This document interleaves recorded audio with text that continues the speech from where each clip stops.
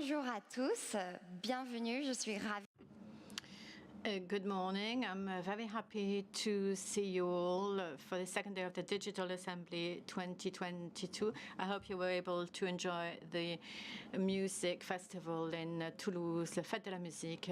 We're starting the second day with the round table on the future of digital value chains in Europe. We mentioned it yesterday, the health crisis and the recent tensions on supply chains, such as semiconductors or raw materials, face us with an emergency, because those components are essential for proper functioning of the digital value chain. And we feel that it's at European level that we have to act to reduce our dependency. So today we're going to start with the first panel on the digital supply chains.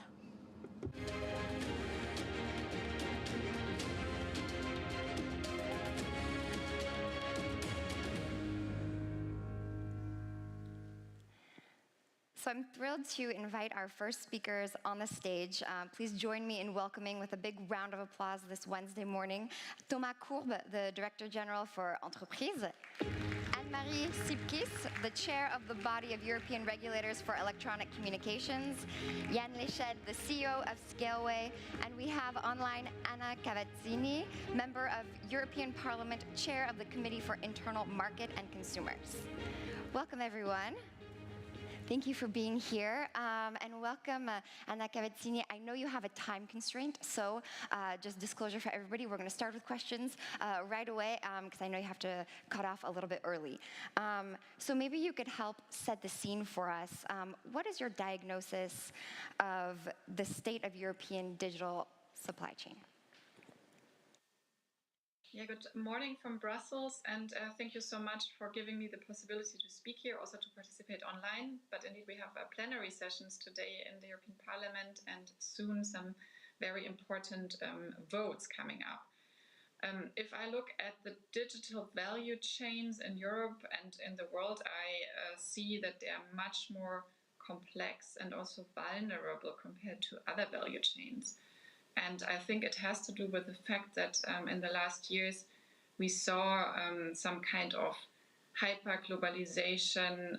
We saw a much more globally diverse division and distribution of labor. And this, of course, made our value chains, especially in the digital sector, much more diverse. Let's put it like this.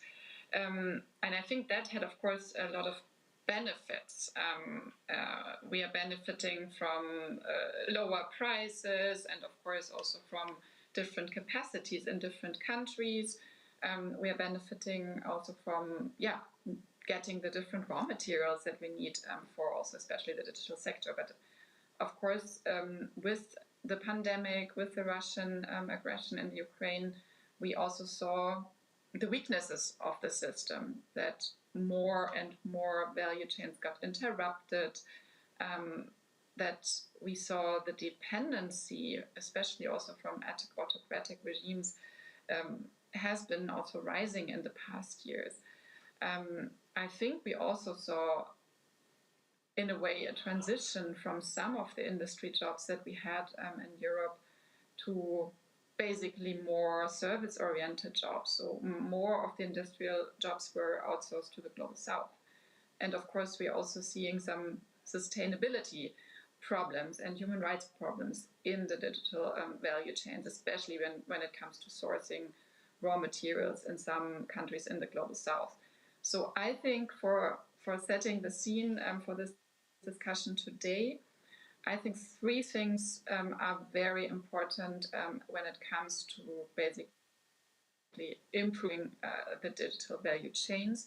For me, one important point is basically rethinking the rules of globalization and the way of how international division of labor worked in the past years.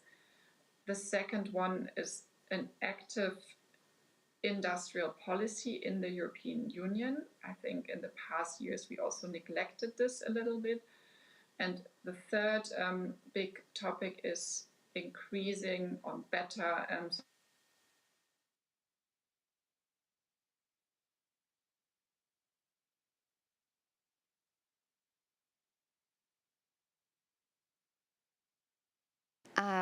So I think we have a little, oh, sorry, there for a second. I was just about to finish.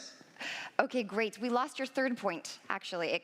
The sound cut off, so maybe you could tell us your third point again, sorry.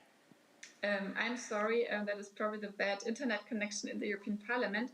My third point was basically increased sustainability policies, because of course, if we come to a proper circular economy in the European Union, we are also less dependent from imports of raw materials or other products from third countries. And I just also said, this is for now, for me, the setting the scene. I can go more in details what this means in actual policy terms.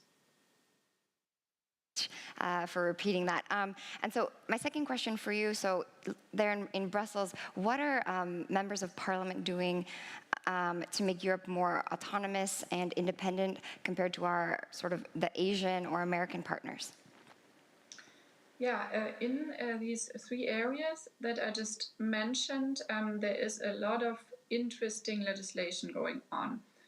On the first point, rethinking globalization and also the global division of labor, reshoring, I think it is important to really look at how international trade rules are being made. We are working at the moment in the European Union very hard to make our free trade agreements more sustainable and put more mandatory and binding social and environmental standards in. And I think this is important to create a better global level playing field. We are also working on a mandatory due diligence legislation. I mean, France has a legislation already in place to make all of our global supply chains better equipped to fight human rights abuses, but for creating also or for keeping the internal market and avoiding fragmentation, we are at the moment working on an EU mandatory due diligence legislation, and I think this will also help to make our supply chains more sustainable and also better aligned with EU values like human rights. Secondly, as said, we need an active industry policy, and there we are in the European Parliament and the European Union tirelessly working on better putting in place standards for certain products. For example, we are working at the moment at the machinery regulation or product standards. But of course, also we have to look at the role of standardization bodies, because I think also industry standards are really crucial in order to basically make the European digital companies flourish and make our European standards basically the gold standard in the world. I think with legislations like the CHIPS Act, we can see that the EU is more and more going in this direction of an active industry policy. I think for a lot of years, for the past years, it was a little bit of a laissez-faire idea. In a lot of member states, we had the notion, okay, industry policy is a little bit a thing from the past. And I think now the idea got back, okay, we need a functioning industry base also in the European Union, especially when it comes to critical items like chips. But of course, for me, it is very important to say that targeted subsidies have to be also in line with the Green Deal and the Paris Agreement. I think public money cannot go basically to any harmful and environmentally and climate harmful areas anymore. So we have to, at the same time, foster our industrial base, but also, of course, transform it. And this is important when we design our policy tools. Last but not least, when we think about active industrial policy, I think also the Digital Markets Act plays a very important role with that, because, of course, the Digital Markets Act has the goal of creating a level playing field for European companies, for smaller and medium-sized companies, vis-à-vis the big, let's say, American platforms and digital companies. So I think these are important topics when it comes to active industrial policy. Third and last, I talked about the sustainability policies. to make ourselves more independent, to have more recycling, to have longer lasting products. And there, the European Union and we in the European Parliament are also working on a lot of different pieces of legislation. For example, the Sustainable Product Initiative that will make sure that all the products in the European Union on the internal market will live longer, will be repairable, and also will be better recyclable. In order to really use our precious resources, we are also working on legislation like the Digital Product Passport, where we combine sustainability and digitalization in order to have really the best sustainability outcome at the end. Well, thank you so much. And again, we really appreciate you connecting in with us today. I'm going to direct my next question to the room. Thomas Courbe, Thomas Courbe, the French presidency of the European Union is finishing. How has France contributed to the future of the digital value chain? Well, I think that Anna Cavazzini presented what is at stake, and I think that the summit in Versailles on the 10th and 11th of March gave us a number of answers. It pushed us to have a better control over the value chains, and notably the digital value chains, with a reinforcement of production capabilities in Europe, more different sources, investment in future technologies to keep a strong innovation capability in technologies such as artificial intelligence, clouds, and the cloud and telecoms. And the heads of state also asked for reinforcement of the regulatory framework. A number of areas were addressed, such as artificial intelligence standards, and a bigger influence on standard setting. Europe did not have much of an influence on 5G, and it's a problem for 6G. We need more influence. Now, faced with that mandate given by the heads of state and government, we started acting on industrial policy, on the cloud, on electronics, by putting forward the CHIPS Act, with reinforcement of the production capabilities in Europe. We're very ambitious, and also reinforcing the standards in Europe, the DMA. We cannot stress enough the historical nature of DMA and DSA acts to have a more level playing field for European companies, and notably small European companies faced with the big platforms. And also, I suppose we'll come back to that, cybersecurity with Ms2, which enables us to do a big step forward in cybersecurity for public entities and also for companies. Thank you very much. So it comes back to what Anna Cavazzini was saying on the importance of the regulatory framework today. And Marie-Piquet, so yesterday, we heard a ton over and over about the importance of telecommunications in a crisis. We've seen it in many crises, and really illustrated in what's going on in Ukraine. How can regulators help to ensure the resilience and independence and security of this sector? Well, we do that through various sources. One, I think what we have in Europe is we have a very good system of infrastructure. Because for many years ago, we decided that going from state monopolies to competition, making sure that all different internet service providers, we stimulated rollout of infrastructure, we stimulate an open internet.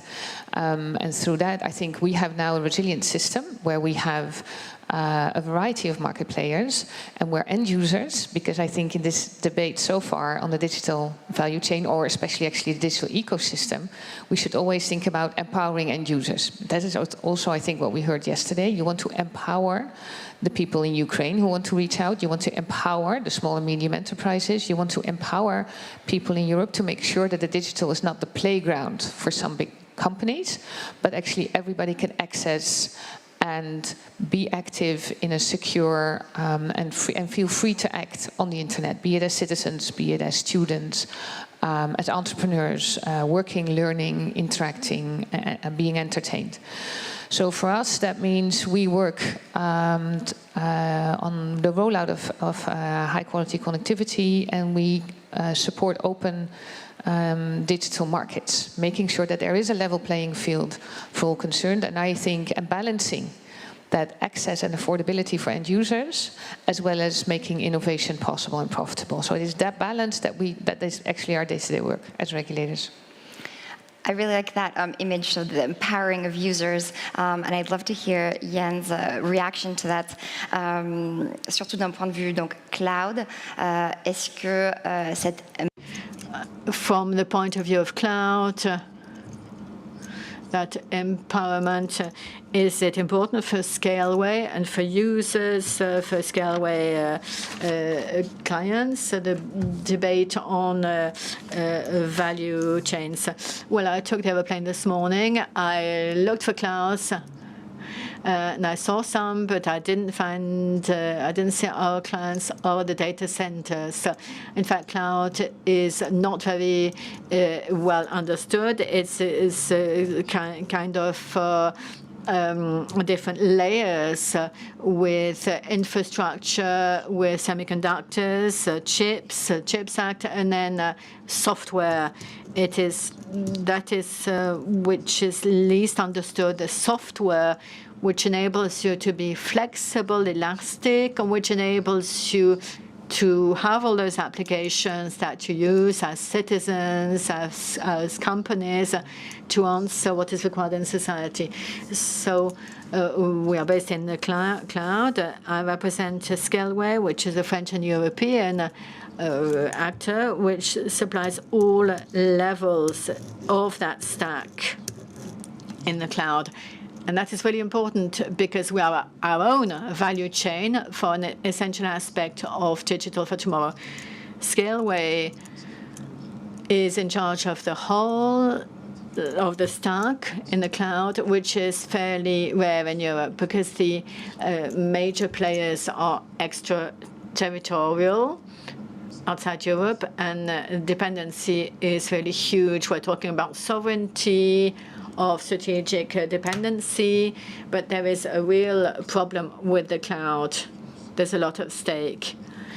And within the framework of the French Presidency, a lot of energy was deployed to deal with the topic from the point of view of securing data, notably cyber data, adopting the cloud, which is necessary for administrations or for big players.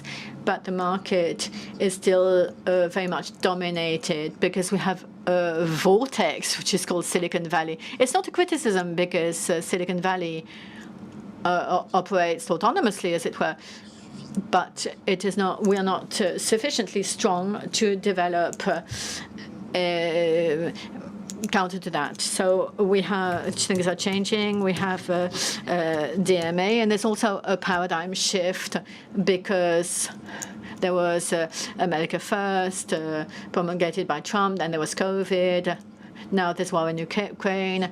So we're becoming aware of our weak points. We have to imagine the worst possible scenario and base ourselves on local players by striking a new balance. We're talking about a level playing field, but we don't have that yet. We don't have the same capacity as Americans, who have conquered a big majority of the markets, and we have a lock-in effect, which is irreversible, except if we become aware of the complete value chain in the cloud to create regional companies that are going to create value create jobs with higher value added, are going to pay tax locally. We don't speak enough about the industry of the cloud. We talk about digital industry, but cloud is an industry. Donc, vous parlez d'un... You talk about a major topic, and I would like to take it up with you. Market shares. On certain markets, Europe has not established its presence enough. We haven't captured enough market shares, particularly as regards semiconductors. According to you, what can we do about this? What are the tricks in order to gain market shares? Because I know that we want to double our market shares in Europe regarding semiconductors in particular. Yes, this is indeed a very ambitious goal. By 2030, we want to double our market share in a market which itself is going to double. So we want to quadruple, multiply by 4 the production capacity in Europe. And this is part and parcel of the CHIPS Act strategy that we developed during our French presidency. And this is based on several pillars. There are several goals or objectives. The first one of them is to attract foreign investments. And we see that we have international competition in an industry that is really striving to increase its production capacity. We really want to draw a lot of investments. That's one of the goals, to attract foreign investments to Europe. Second objective, we want to step up the production capacity of the European players. And here we will need, first of all, massive support in terms of R&D and innovation, because, of course, this is an industry that is forging ahead very quickly. And in the CHIPS Act, there will be 11 billion euros that will be earmarked to the support to research and development efforts, pilot lines for electronics to allow European players work on the sophistications of semiconductors below and under 10 nanometers. So in the CHIPS Act, we will be able to capitalize on the highest and best R&D international efforts, and we want to accelerate the outcome of the research efforts to industry. In this capital-intensive industry, we want to improve the ability to fund companies, large companies and smaller companies alike. So we will have the CHIPS fund that will be established, and it will help with 550 million euros of public European funding to have a leverage effect with private funding, and we will help all of the companies in this sector to make the necessary investments over and beyond, of course, the R&D effort. So we have a fairly comprehensive plan or scheme in order to reach this very lofty goal, which is to increase by a factor of 4 our production capabilities. To conclude, I would like to say that the electronics industry is indeed sovereign. We've seen that the shortage of components can have a significant impact on the economy, on businesses, on the jobs in the car industry in particular. So sovereignty is something that is obvious. So we want to reach our production capability, and we want to support a very strong movement in the downstream industries, particularly the car-making industries. We want to go up the value chain, and we could see that there are very strong, highly structuring partnerships that we want to support between the producers of semiconductors and, for example, car makers, in order to advance faster on connectivity issues. Because, of course, they are the electric systems of cars that need these semiconductors. So we could go all the way up and down the value chain, and we see what the materials are that are necessary for the value chains. We see with the war in Ukraine that there are risks due to difficulties to secure the rare gases that are necessary to manufacture semiconductors. So this value chain policy says that we have to work upstream of the value chain, but also secure the downstream side of the value chain in order to reach our goals. So it's the whole range, right? All the links of the chain have to be secured. I saw you nodding your head. Is there anything you'd like to add on that about basically what strategies we can have so that Europe can increase its market share, not only in Europe, but also abroad? We mentioned some international investments that we might try to attract. What would you like to add on that? Actually, I was just still thinking of what my neighbor said on the importance of cloud and the risk of the fact that the big cloud providers have scale, and scale is an issue. Of course, scale is a real thing in the digital age, and with scale comes risks. And one of the risks is lock-in, which is something that is really risky and does not, I think, fit with the Europe and the open, sustainable markets that we would advocate. Because you want your enterprises, you want a resilient system. So that means that you want to be able to switch from one to the other. other. I do, however, strongly believe that a level playing field is key. And I think that the new legal frameworks are crucial in making sure that we have that level playing field, that the ex-ante regulation that we've had for our European telecom infrastructure, digital infrastructure, is also applied now that higher up in the stack, digital also becomes part of our infrastructure. So that is a kind of level playing field I think we're all very much in favor of. But please let us not forget that there's level playing field within Europe to make sure that our companies and our citizens can actually, as I said, act freely and feel empowered within the digital economy, as well as our outside level playing field. So here there's this tension on resilience. You want to have choice. You want to be able to switch. You want to be able to leave. You do not want to be locked. You want to use maybe several systems. So if one goes down or is taken off grid by some enemy state, for example, that you have alternative options. You want to be able to use one thing from one supplier and one thing from another and be able to combine these things. So for me, that is open. We need also internally a very competitive environment, which is open for all these sorts of different suppliers and different players in the market, where now, if we are not working really all together in a very coordinated effort, you are sometimes, I see the risk of you entering one ecosystem and you can never get out. And you have this Hotel California risk, so to say. And I think that is the one thing that actually is the risk that we all see and are trying to fight very hard. Yeah, interesting. Donc, Yann, vous dites qu'en fait, aujourd'hui, on n'a pas... That's interesting. You're saying that today there is no such thing as a level playing field. Are there ways of establishing this level playing field? Because we need to strike a balance between an open market, capturing value, as you've just explained, on the one hand. For today's companies, it might not be difficult to strike the right balance. So how do you go about this? Thank you for this very smooth transition. The tagline should be the cloud of choice, right? So thank you. I was going to say that, and what you said was a smooth transition. Now, the key concept is precisely this idea of reversibility. We want to rely on standards, and there are many different open source solutions that exist out there. A lot of European solutions that offer more or less the equivalent, including Scaleway, of what we have amongst the major American giants for commodities. The basis is there, except that there is a myth. There is a myth according to which, the Europeans are 10 years late, that they're lagging behind by 10 years. We have to debunk this myth. We have to know exactly what it is that we need in order to start transferring part of the market shares. The question is about balance. We don't want to exclude the Chinese or the Americans. We need to have players who can take over from the Chinese and the Americans if need be. So there should be this idea of choice, reversibility, securing market shares, and this is part and parcel of what we call the multi-cloud solution. And we find this in the CHIPS Act. We're talking about multi-sourcing, minimum sourcing levels, etc.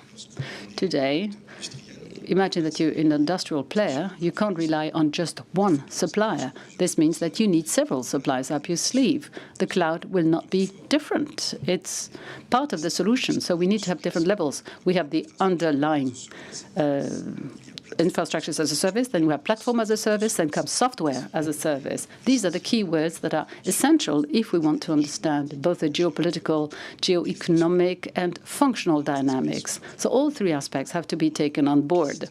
For me, the avenue for the future in Europe that we need to explore is, first of all, work on long-term aspects. So the CHIPS Act will bear fruit in 10 years from now, maybe. And of course, I live in the present. I'm a businessman. My goal is not to double my turnover 10 years from now, but 2 years from now. So the market is open because it is growing very strongly. However, there's a danger out there. The dominant players might capture most of the growth. We need to revert the trend.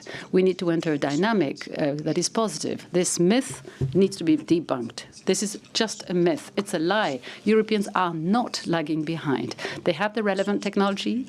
Open source will contribute, of course, to this position of strength. We have some players out there. Scaleway is one of them. There are several such players in France. There are a few in Europe. We are really able to meet the needs of our governments, of our businesses, small, medium-sized, and more large companies, international-sized companies, sometimes need features that only are offered by superscalers, but not all of them, because 80% of the use cases can actually be taken care of or can be fulfilled by 20% of the functional scope of the dominant players. So that means that in reality, we can distribute and segment the workload and the problem and work on this idea of multi-sourcing. Multi-sourcing is definitely a part of the solution.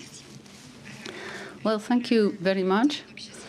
Time is of the essence here. So, in the interest of time, we'll have one last round of questions. Please do not hesitate if you have calls for actions that you want to get across. What is it that we need to do after these discussions at the Digital Assembly? Ecosystems being locked in ecosystems. How would you imagine a more open ecosystem? And feel free to add your last call to action as we close. Well, we have made this first analysis, looking at telecom regulators, looking at the internet ecosystem, because it is so complex and it has so many different actors and the dynamics are immense. So my call to action would be rather a selfish one, actually. Help us keep the ecosystem open. We have published 2 weeks ago our report on the internet ecosystem to help us understand and to help us feed the debate and to help us as regulators get a very clear data-driven view of the risks, of the potential bottlenecks. So I think that so my one call to action is please give us feedback on did we get it right? That's the one. And the other is there is between all the public authorities that are trying to shape this European digital future. We have this huge information asymmetry with all the big digital players. And I think there's only one way in which we can actually shape that future, and that is if we really cooperate and coordinate. And if we start monitoring together and reach out to stakeholders and really work hard at getting the whole picture and make sure it is accurate. And that is hard work because it changes so hard. So the first is please have a dialogue with us on what we can do. And second is, I think we should all just work just a little bit harder on coordinating our monitoring exercises. Thank you. So we've got feedback, coordination, which is no small feat to really help keep these ecosystems open. Yann, quel appel à... Yann, what is your call for action? What would be your message that you would like to get across? What are the initiatives that should be developed? What are you urging us to do?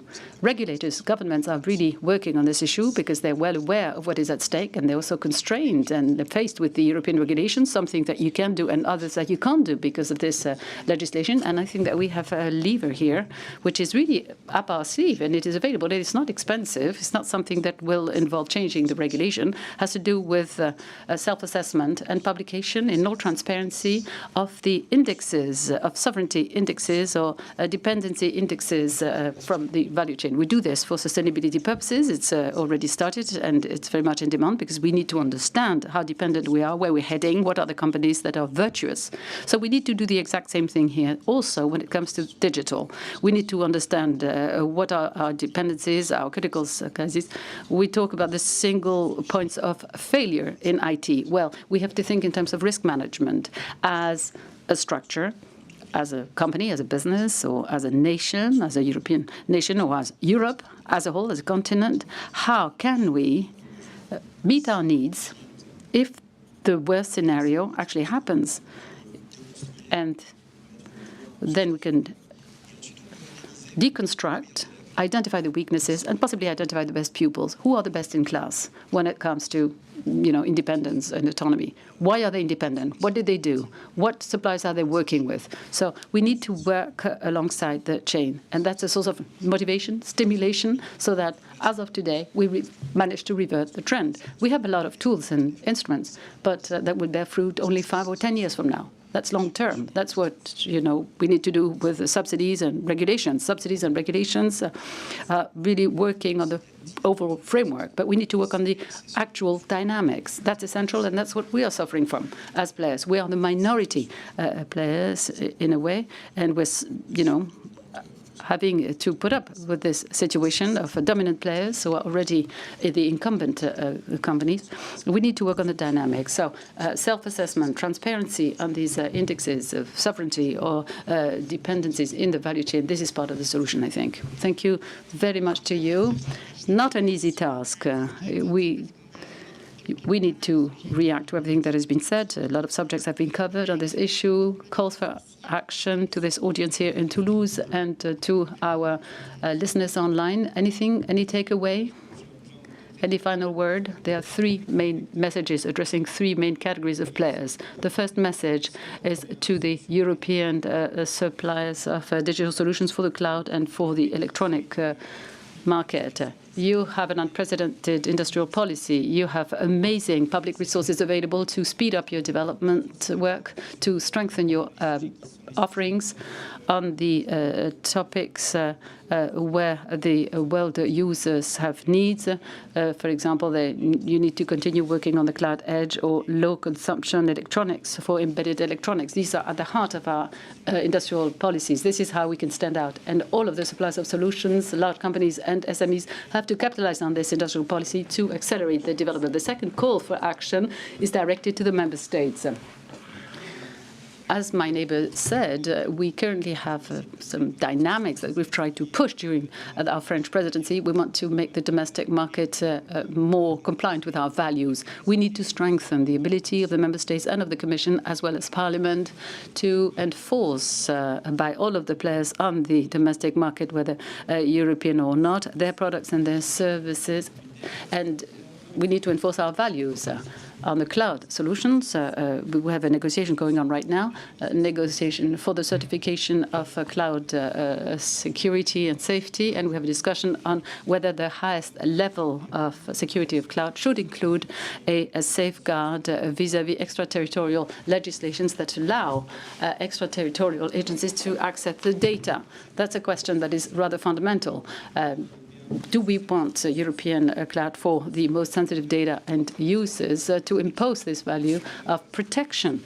And it's really interesting because in the United States, the conversation has started with TikTok, and I think that we should embark on this conversation and include it in the current negotiations to make sure that the level of security of the cloud should integrate safeguards against territorial legislations. And the third key message targets the clients and the users of these digital services in front of all these companies that offer services. Going back to what Michel was saying, in Europe we have a great many initiatives in order to certify, to give visibility on the value of these offerings on the cloud solutions and others. I'm not going to open this discussion because it would take us an entire panel, but there are some efforts that have been made to certify interoperability, reversibility of the cloud-based solutions. There are a great many other indexes pertaining to these subjects that should help us to stand out and differentiate our offerings. And when clients choose their offering, cloud offering, they should really capitalize and promote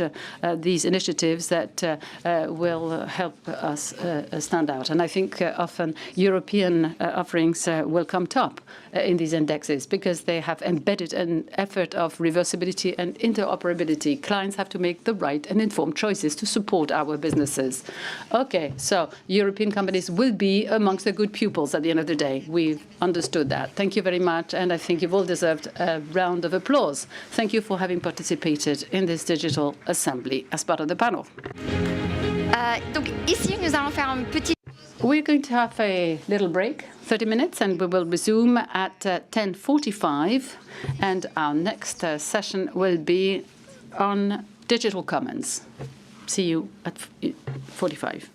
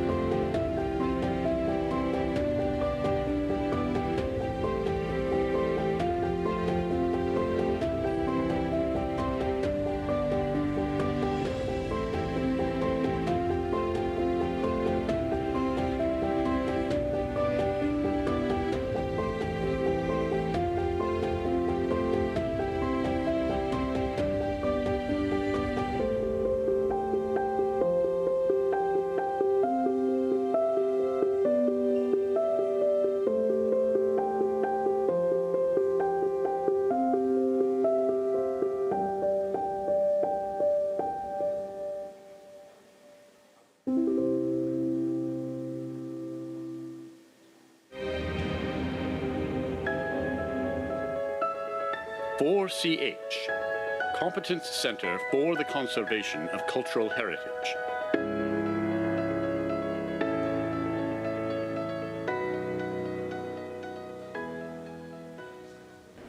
Il progetto 4CH. The 4CH project is the first nucleus of the European Competence Center for the Conservation of Cultural Heritage. The goal of the center is to organize, in digital form, the documentation or restoration and conservation activities of historic buildings, monuments and sites, and in general of the entire European cultural heritage.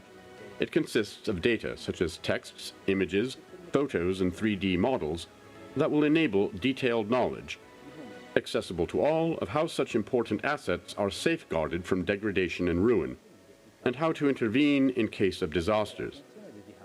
Special attention is paid to laboratory analyses and to 3D models.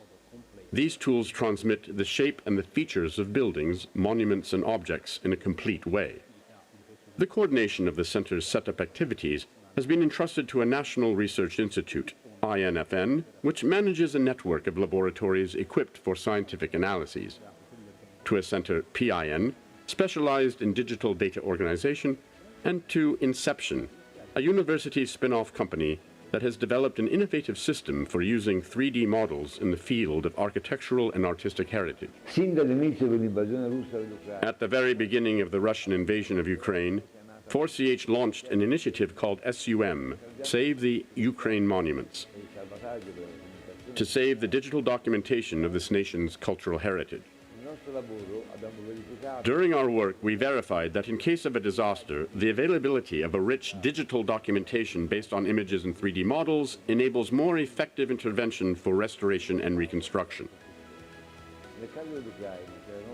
In the Ukraine case, there was, moreover, the risk that even the servers storing such data could have been damaged by the war.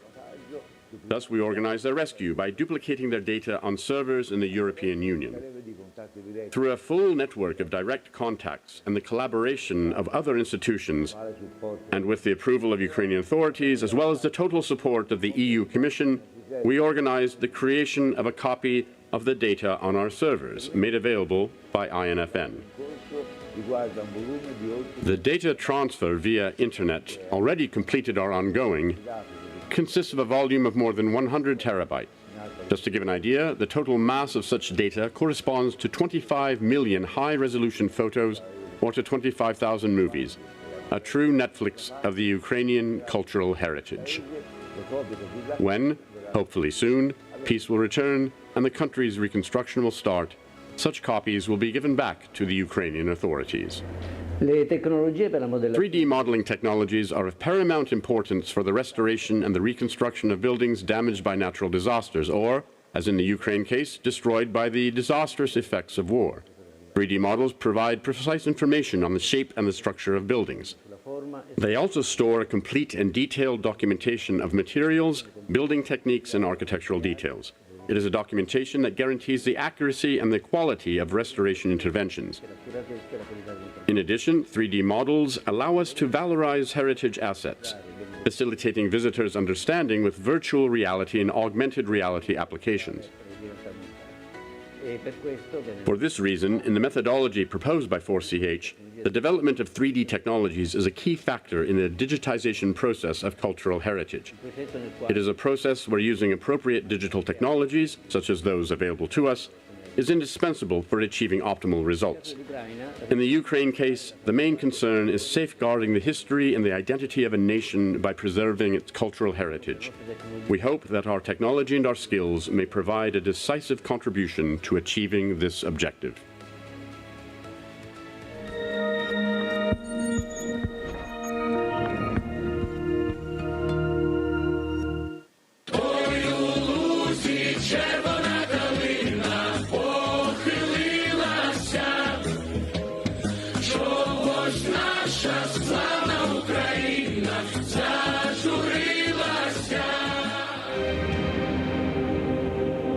Immediately after the Russian invasion of Ukraine, 4CH, the European Competence Center for the Conservation of Cultural Heritage, launched an initiative to save the digital documentation of Ukrainian cultural heritage, fearing that it might be destroyed, as indeed is sadly happening.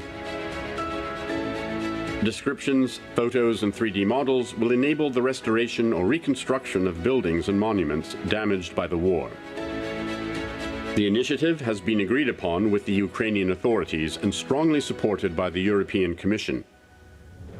Fearing that together with the monuments themselves, their digital documentation also might be damaged or lost, vast amounts of digital resources have been mobilized to store copies of such files on secure servers in the European Union, where Ukrainian colleagues can transfer documents via internet copies, which will be returned to them when peace will come back. So far, complete or ongoing saved files include more than 100 terabytes of data, a volume equivalent to 25 million high-resolution photos or 25,000 movies.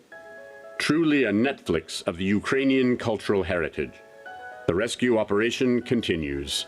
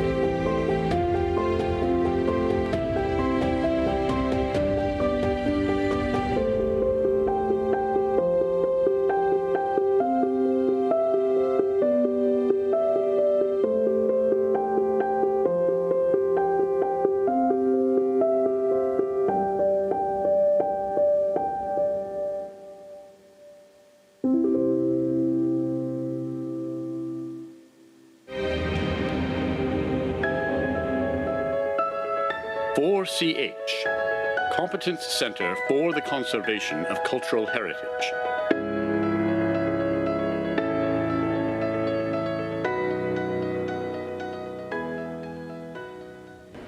Il progetto 4CH. The 4CH project is the first nucleus of the European Competence Center for the Conservation of Cultural Heritage. The goal of the center is to organize, in digital form, the documentation or restoration and conservation activities of historic buildings, monuments and sites, and in general of the entire European cultural heritage. It consists of data such as texts, images, photos, and 3D models that will enable detailed knowledge, accessible to all, of how such important assets are safeguarded from degradation and ruin, and how to intervene in case of disasters. Special attention is paid to laboratory analyses and to 3D models.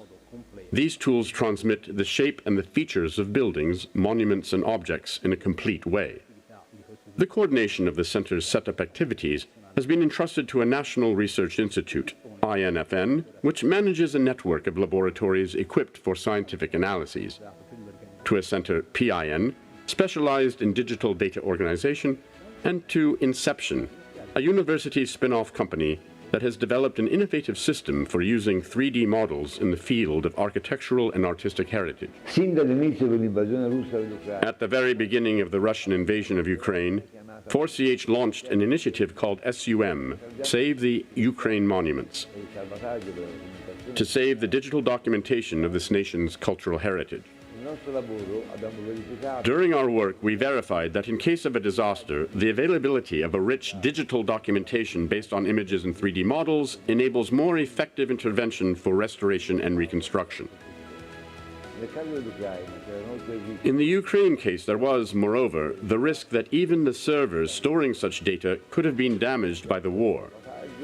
Thus, we organized their rescue by duplicating their data on servers in the European Union. Through a full network of direct contacts and the collaboration of other institutions, and with the approval of Ukrainian authorities, as well as the total support of the EU Commission, we organized the creation of a copy of the data on our servers, made available by INFN. The data transfer via internet, already completed or ongoing, consists of a volume of more than 100 terabytes. Just to give an idea, the total mass of such data corresponds to 25 million high-resolution photos or to 25,000 movies, a true Netflix of the Ukrainian cultural heritage. When, hopefully soon, peace will return and the country's reconstruction will start, such copies will be given back to the Ukrainian authorities. 3D modeling technologies are of paramount importance for the restoration and the reconstruction of buildings damaged by natural disasters or, as in the Ukraine case, destroyed by the disastrous effects of war. 3D models provide precise information on the shape and the structure of buildings. They also store a complete and detailed documentation of materials, building techniques, and architectural details. It is a documentation that guarantees the accuracy and the quality of restoration interventions. In addition, 3D models allow us to valorize heritage assets, facilitating visitors' understanding with virtual reality and augmented reality applications. For this reason, in the methodology proposed by 4CH, the development of 3D technologies is a key factor in the digitization process of cultural heritage. It is a process where using appropriate digital technologies, such as those available to us, is indispensable for achieving optimal results. In the Ukraine case, the main concern is safeguarding the history and the identity of a nation by preserving its cultural heritage. We hope that our technology and our skills may provide a decisive contribution to achieving this objective.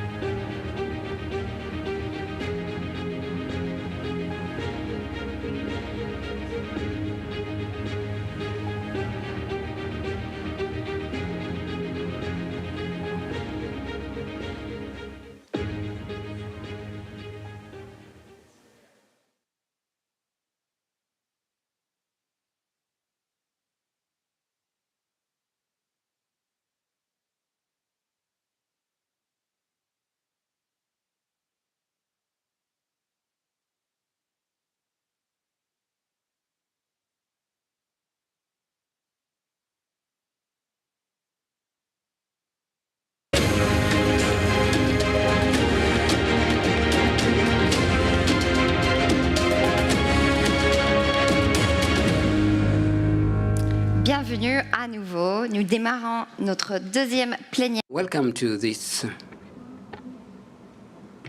Welcome to this second panel on the common digitals.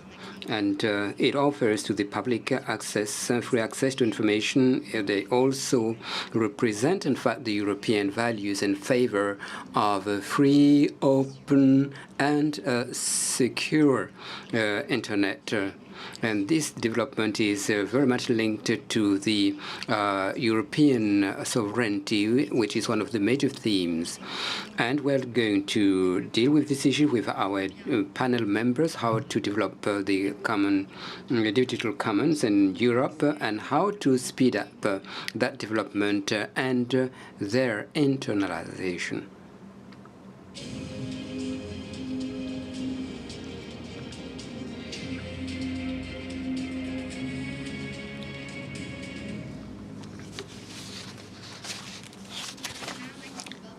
Speakers on the stage. This might be our first all physical in-person panel of the conference. So join me in with a big round of applause. We have Mitchell Baker, the CEO of Mozilla Foundation, Roberto Di Cosmo, the CEO of Software Heritage, Benjamin Marteau, the director of PIX, and Henri Verdier, digital ambassador of France.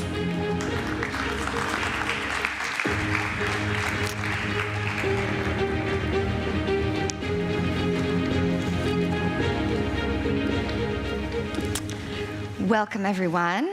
Mitchell, I'm going to start with you. You've come the farthest from California. Thank you for being with us, and we spoke a little bit during the break.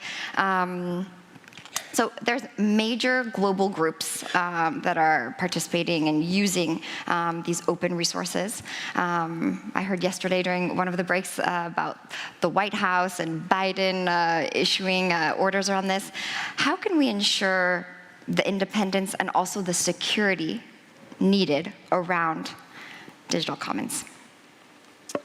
Independence and security, I would say, are different topics, so maybe we'll separate them out a little bit. Okay. And of those, I think security is actually the easiest because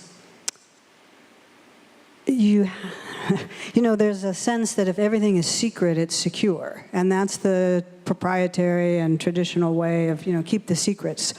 So you have to believe that's true, and you also have to trust in the institutions. Whereas the open way of security, which we've been working on since open source, really became common, is that we all have security bugs, but how do you find them? How do you fix them? How do you do that quickly? How do you hold yourselves accountable? So in our world, we view the open approach as much greater accountability. So for example, how quickly does something get fixed? That varies a lot by company. We see the inside of it. It varies a lot. And so the question of you've got a bug, it's in the wild, it's being exploited, how quickly does your software provider fix it? Well, security does not help you with that because you don't know at all. And so we view the open system as having significant advantages in security. Okay. The independence is a kind of a question of organization and governance, so that one, I think, is broader. There are many different ways of governing open projects and digital commons. And so we've had a period of experimentation and learning from whether it's a group, whether it's an individual, how you have authority, who votes, who decides, what's public, what are your channels. So there's a lot of variety in that area. Okay, sounds like there's a big playing field on the independence part. Moving on to you now, Roberto. Comment mieux faire connaître les... How can we make the free software more known? And can I answer in French? Yes, just as you like it. So French or English. I don't speak Italian, sorry for that. So in that case, I think this is a very important subject that has been touched upon during the previous roundtable. Our companies, in fact, are using different components, software components, and without these software components, we wouldn't have been able to go through the pandemic crisis that way. The thing, however, is that they are not visible when you say cloud. Well, we don't see what is in. I mean, we don't see the cloud, and behind the software which we use on a day-to-day basis with our smartphones, there are hundreds, if not millions, of developers contributing to the development of those softwares using the source codes, and things have become so complex now.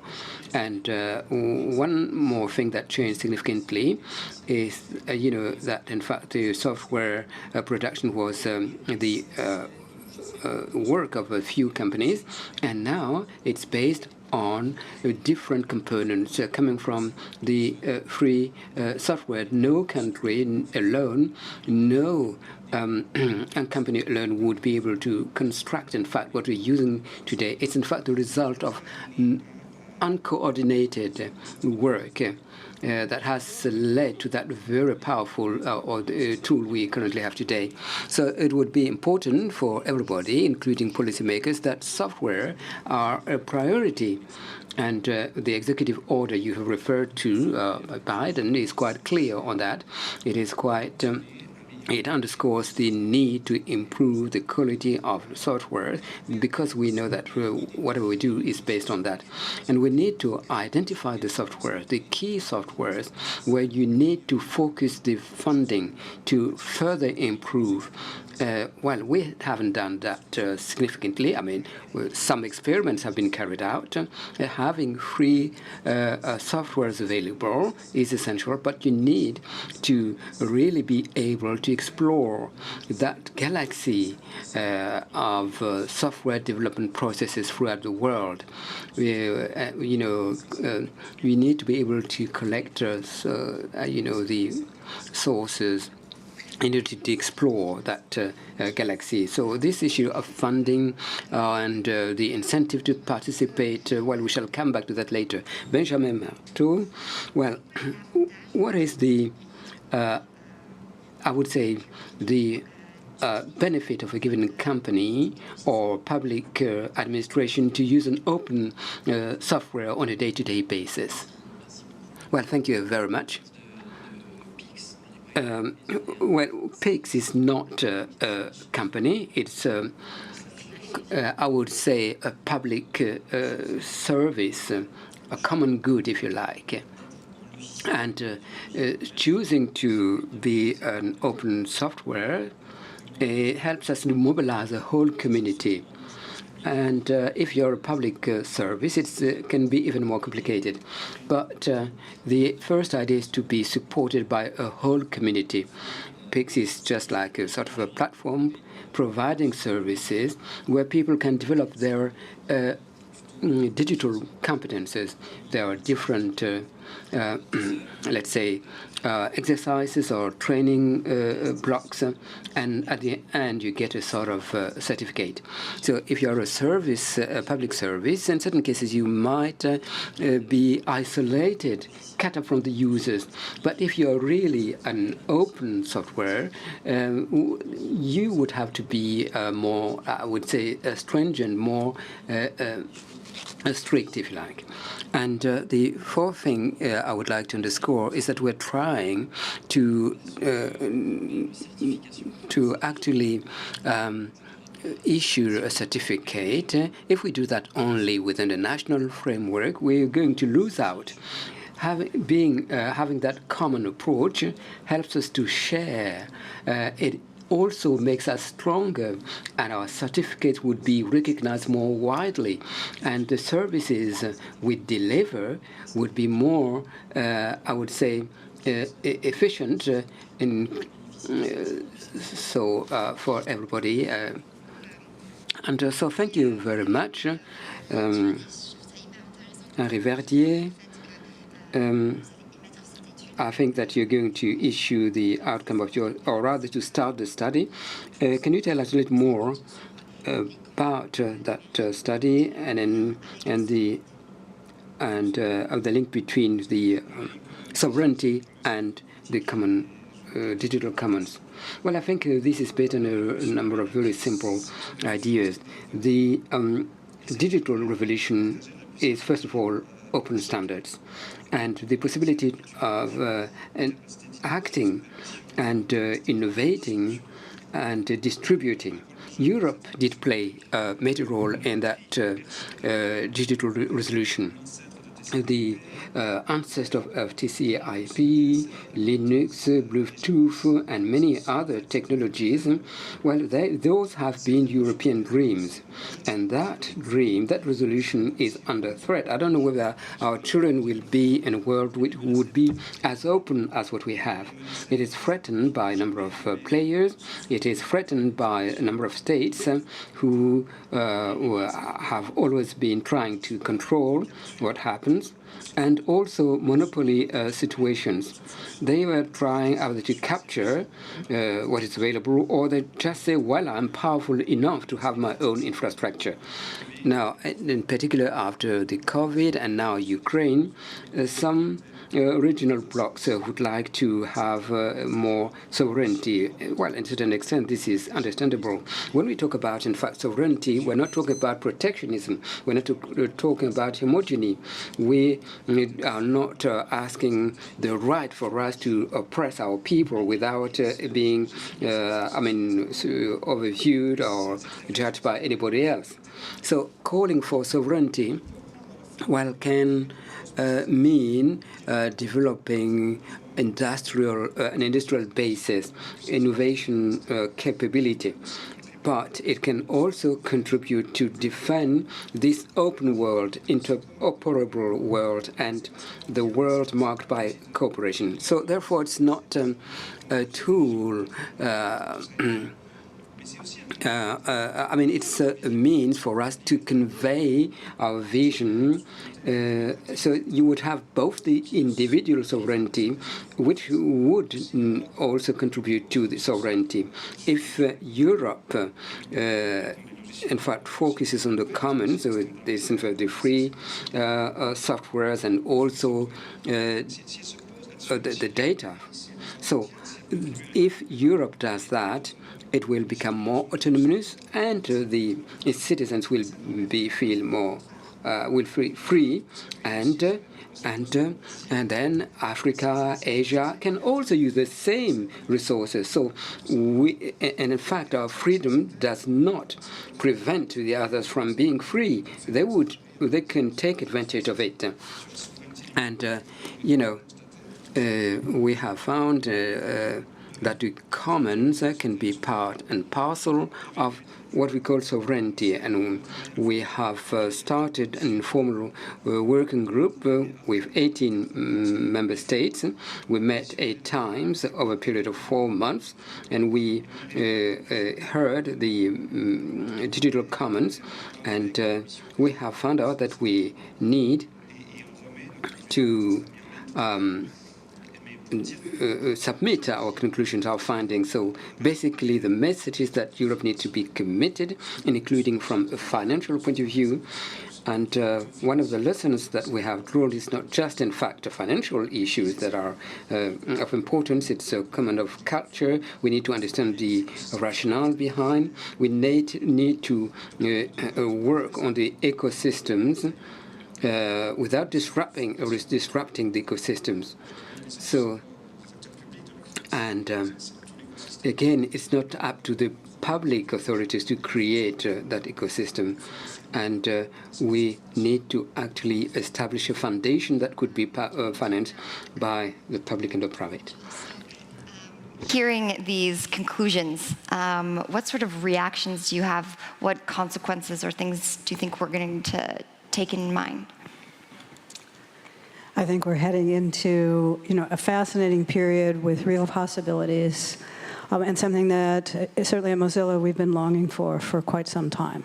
We view the work we do, our products, as being for the public benefit, and so That's why we're organized as we are in the US. That's a nonprofit piece. And so that piece of using open source, open standards, building consumer products, and trying to benefit an individual benefit and a public benefit is rewarding, but currently the system's not really set up to do that or to support that.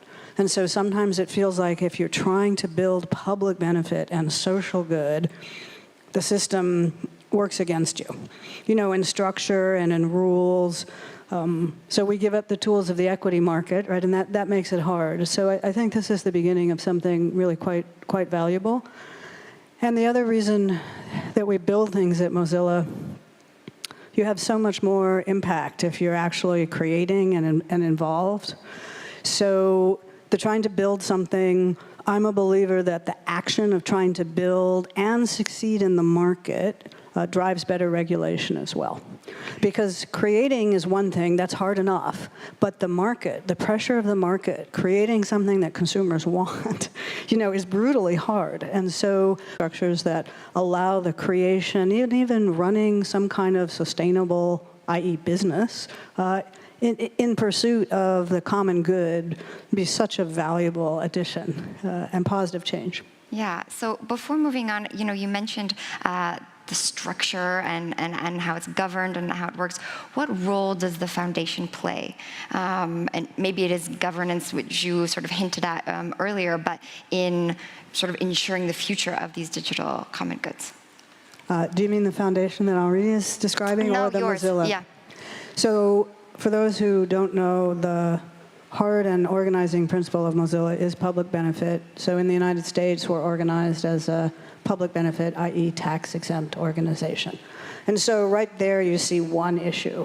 Like, we're trying to build and actually run a business, so we're not always fundraising, right? But trying to sustain ourselves through the market, meaning consumers want what we want and it's got value, but it's governed, and again, this is US a little specific, but governed by the tax authority about trade and do you pay taxes or not? And so there's a whole set of rules that make sense if what you're worried about is people avoiding taxes, but make it hard to build for the public benefit.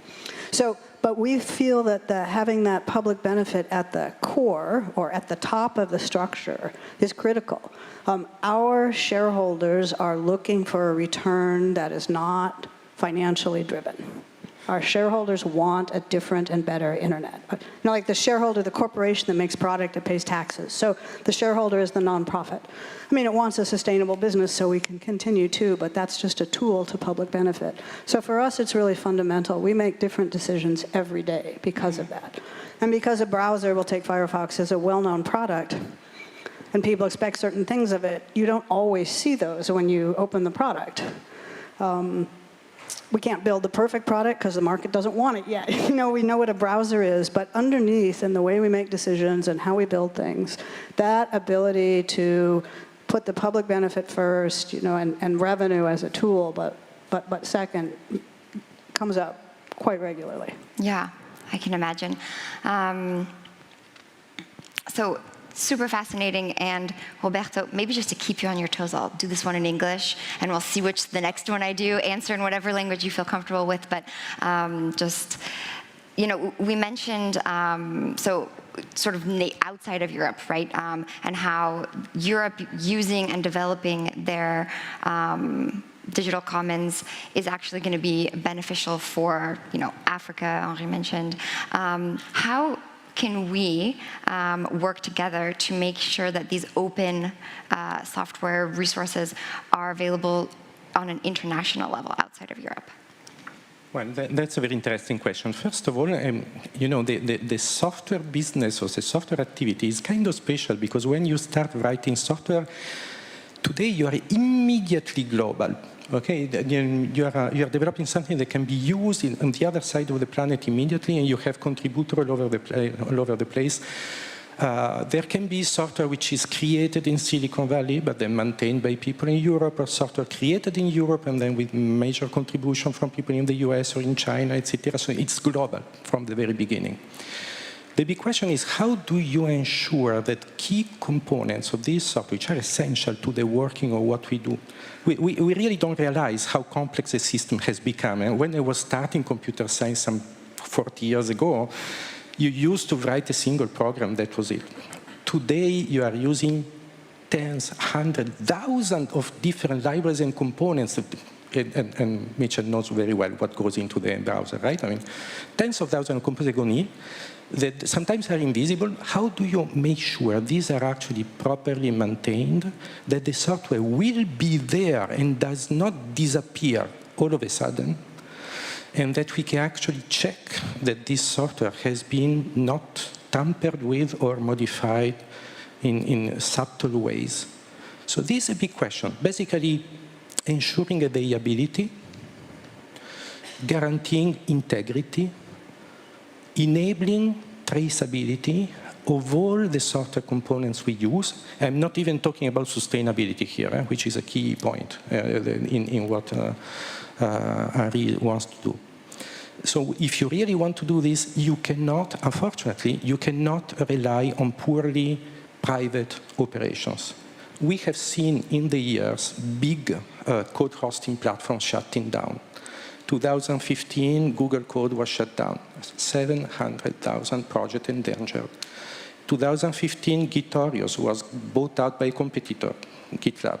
Gitorious was open source, but it was bought out by a competitor. 120,000 projects endangered. Last summer, Bitbucket phased out 250,000 projects because they changed the kind of technology they support. Can we afford losing, at a snap of a finger, millions of projects? Maybe many are not interesting, but some are. And so how can we ensure this is not lost? I mean, this is a mission we are taking over with Software Heritage, and Software Heritage is not a company. Like Mitchell is saying, I mean, you cannot do this as a company. Otherwise, you take the same risk of shutting down, being bought, sold, whatever. So this is a common, again. So it is going to be a foundation at some moment in time. We'll see what kind of structure is best suited for this. For now, it is run by a public institution here in France, with support from people all around the world. And this is just, you see, availability. Then integrity, you need some technology to check that nobody changes this. And traceability, you need to have a picture of everything that goes on in the world. We are slowly building this, and this must be considered a common. You know, like the internet. The internet is kind of a common. On top of this, you can build a business. That's fine. But the point is that the basic infrastructure of this should be for everybody. And if you go in the direction of what Henri is saying, strategic autonomy.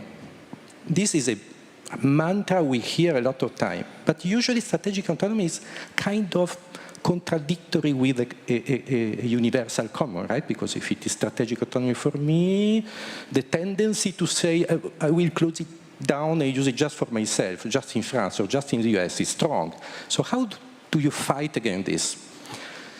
You need to set up a global operation, and then, I mean, what we found in Software Heritage is a kind of a compromise. You see, we create this gigantic archive that contains over 180 million projects right now, but then we set up a mirror program to enable any country, any place around the world to have a full copy of it.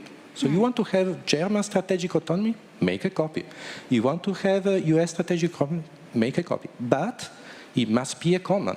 That is to say, same standard, same way of operation, sharing the cost of the infrastructure. So, and again, sorry, I'm just focusing on the little part I know well here, where I can give you a precise insight. There are big issues about sustainability, visibility, and maybe just a few seconds about this. I'm changing my hat. I happen to also be the chair of the software chapter in the National Committee for Open Science here in France. We started this year for the first time an initiative I would like to see generalized worldwide. We created a national awards for research software, which is open source, to put in the limelight, to put on stage the people that for decades have developed key components of open source from research that are not enough recognized in their career of researchers. One of these software, which is called Coriolis, is actually the only open source solution available today to build VLSI, I mean chips, okay? See it as strategic? It is strategic, right? I mean, so getting an award gives it visibility. Let's try to do more of these kind of things at a high level. not easy to do. You need to pick a valuable jury, have criteria, etc., etc. But at the end, it gives visibility. And this starts to answer a question about how to make this more visible. Mm-hmm. You know, you have Nobel Prizes, Turing Awards, etc. But let's have awards for software also. Not necessarily money, just visibility. It's a starting point. It doesn't cost much, right? Don't need the fund, but let's do it. Yeah. I definitely want to get into that.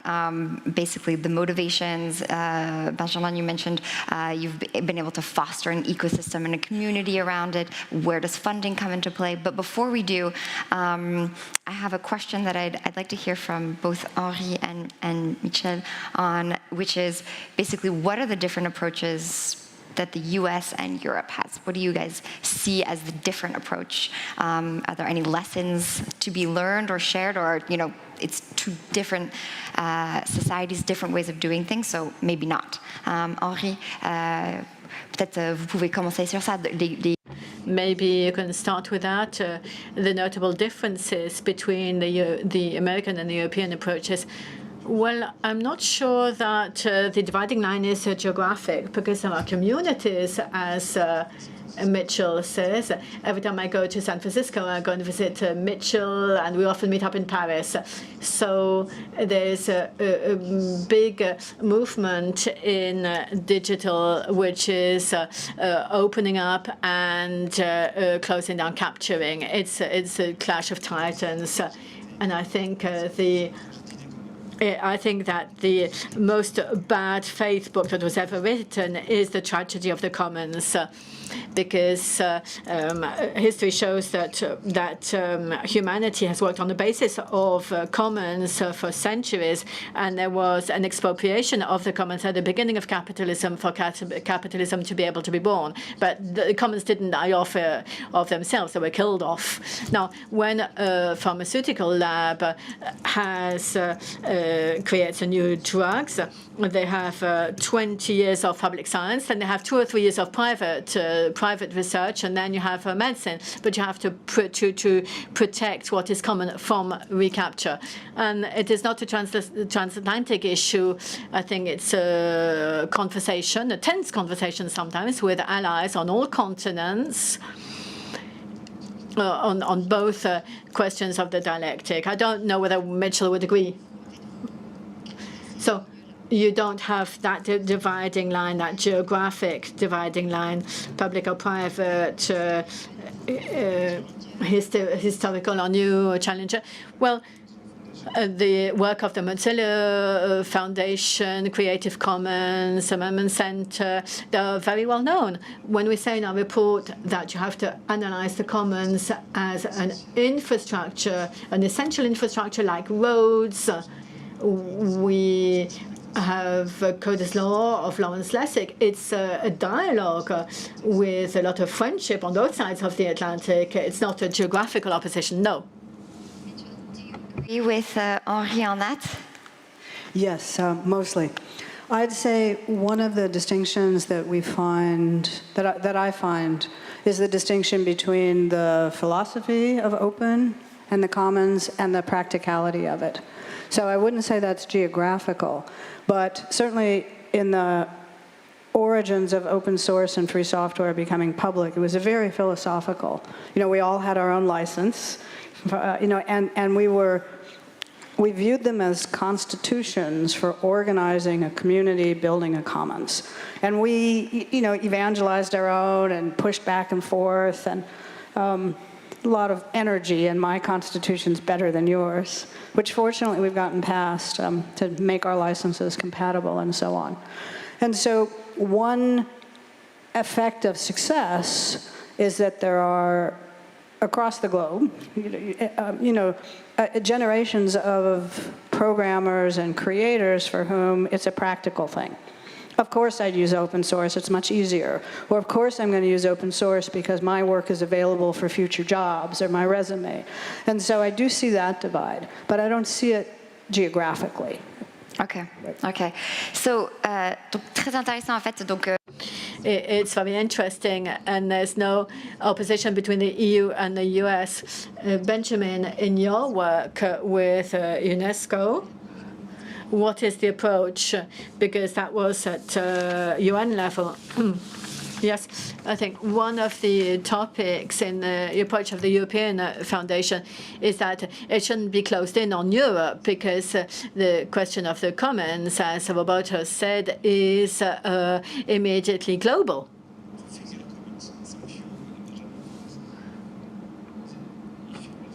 We are not suggesting a European foundation to fund European projects. We are suggesting a European foundation to help everyone that creates empowerment. That's very important. That's not a nationalist vision of the foundation. Non, mais c'est essentiel. Yes, but it's essential, and I tell you why. For PICS, we have French financing, and it's difficult sometimes to explain that it's not just for France. At European level, if it's not written clearly, we could have that type of risk. PICS is working with the support of UNESCO in that logic of commons, which is quite present in the work of UNESCO, and its advocacy for digital commons globally. On the topic of the foundation, it is clear that the foundation, or through the Foundation Europe itself, whether it be the European Union, its member states, civil society, it can help the commons, but I think we also have to say that those commons can also help Europe and help European construction, because on a number of topics, such as education, which we're working on with UNESCO, we are limited because we can do things within the European Union, but it's limited because there's competence of the states.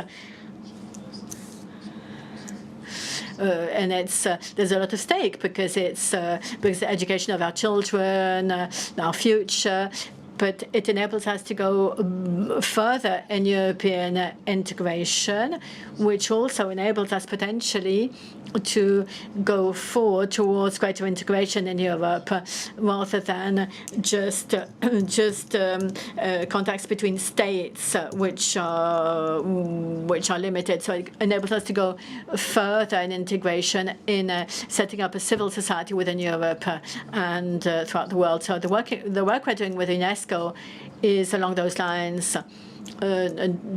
Creating a transnational community, not just at state level.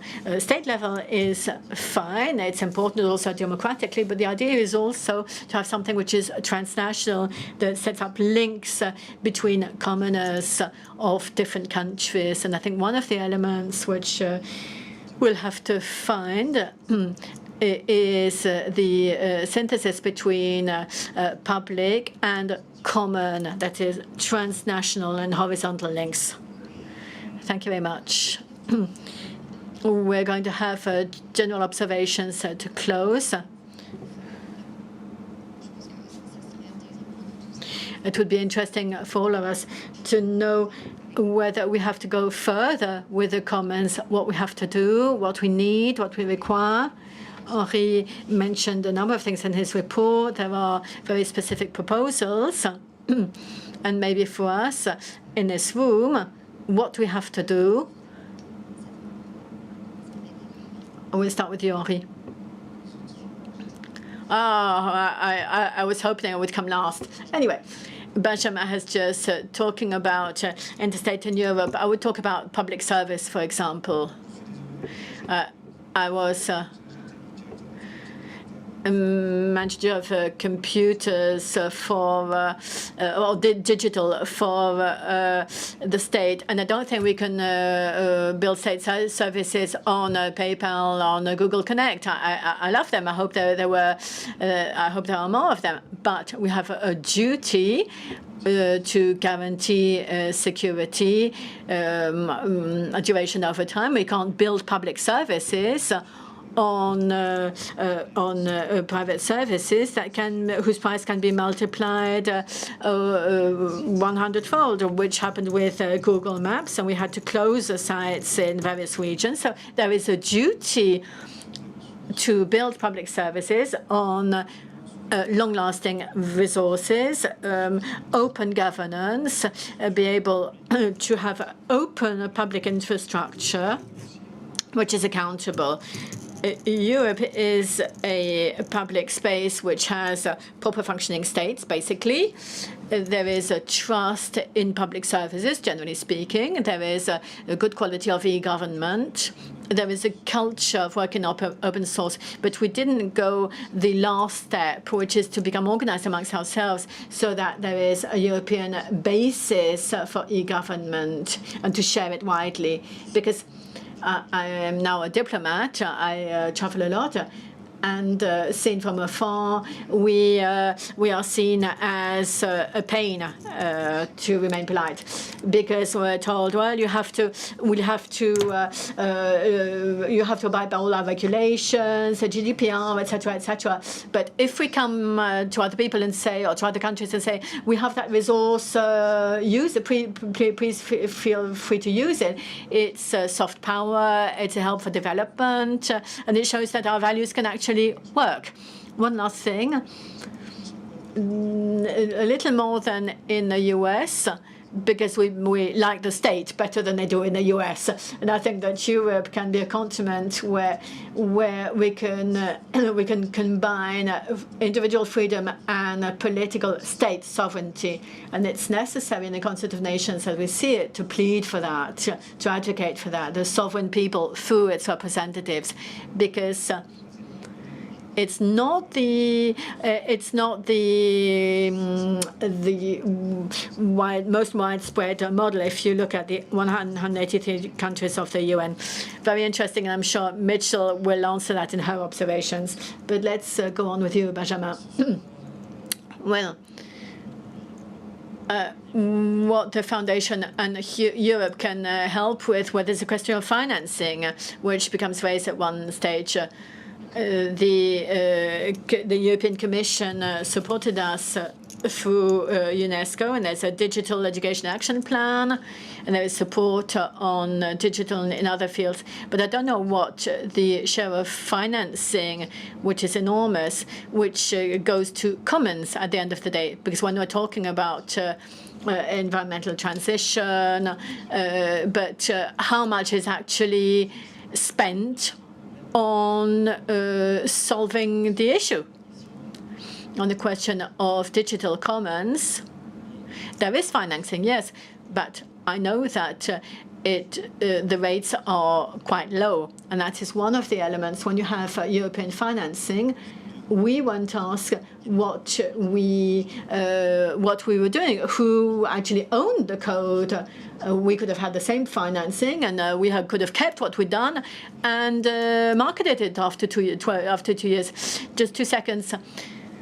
It is the first stage of what we put forward, because France offered to do the first step, but I was surprised myself. There are tens or hundreds of financing sources in Europe for commons. The Commission has some, the states also have them, some finance software, some finance public services, but it's really difficult to find your way around. And what we suggest is a one-stop shop, so that somebody who has a plan and wants it financed can go to that one-stop shop. Sorry to cut you off, but I really want to hear Roberto and Mitchell. Well, I started carrying out software 40 years ago on open software. I spent a lot of time helping the setting up of those commons as I could, and I'm really happy to be in this room where we talk about commons. But as Henri was saying, we're not in an ideal situation. There's a sort of balkanization of commons. If there were just so many 36,000 different avenues for financing would be complicated enough, but some of them disappear. Some of the financing sources are too complicated, so small developers, communities cannot access them. That is why there's the cascading funds of the NGI, of the European Commission, and those are good because they enable to finance hundreds of thousands of projects before actually seeing their impact on society. So I think it's good to help those structures that enable one to have a continuity in the visibility of public action. And then there's something else which is important, which is to recognize that there is a small problem, because in our big philosophy to say that commons are really important, really great, open software is great, but at some stage you have to make choices. Just because software is open, it doesn't mean it's high quality, because otherwise any old software which is bad is widespread, but is full of bugs. So you have to choose at one stage, and choose is to die a little. That means you have to renounce some choices, some options. You have to decide what you want to finance, what you will not finance. How can I take risk? So that's not new, but we have to set up that consistently. And the other challenge is to try to understand up to what stage you let people experiment all possible solutions, and at what stage you say, well, there is a level of infrastructure where we need a public commitment. We set a standard and we base ourselves on that standard. Otherwise, we won't be able to operate. So we have a number of challenges, but I've taken up too much time. Mitchell was telling us about, really meeting consumer demand in the market so that the product can actually take off. Would you do the honors of sort of closing out this panel for us? Well, thank you. Let's see. First, I'll support public funding of digital commons and digital work. And I'd include open standards in that. The standards bodies have vast importance and are also part of a creation of a commons at the technical level. But on I think maybe a deeper question, I'd like to step back for a little bit and think about change and the degree of change and innovation and what a digital commons actually is and how we make it. If you think back, let's say 1995, right? The idea of open was radical, and it was not understood. And so imagine how much change we've seen since then. And an open bug system was viewed as crazy. An open repository, really unexpected, radical, not understood. The idea of collaboration was crazy. And I spoke as the head of Mozilla to journalists and newspapers and policymakers from around the globe about why would anyone collaborate? Why would anyone contribute if they're not getting paid? Why would anyone join an open source project that has a governance system that's not your boss? Why would people do this? Could you actually do it? And then the other piece was that open source software could not produce consumer products, that it was only for geeks, it was developer libraries, what we call the Apache model. And so that's not true either. Now we've seen Firefox was the first real consumer product, and we've seen that open and collaboration has moved even to a sharing economy, which was not on anybody's radar even 20 years ago. And so that is a huge amount of change, driven by technology changes, lining up with some social and cultural changes. And I believe we are at the beginning of that, not nearly at the end. And so the question of what is a digital commons?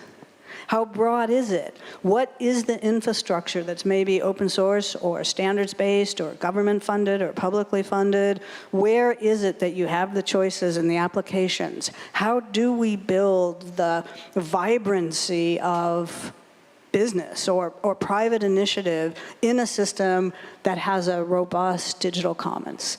All like things to be created. So the report and moving forward with actually thinking about it consciously is a huge step forward, but it's also a very innovative process.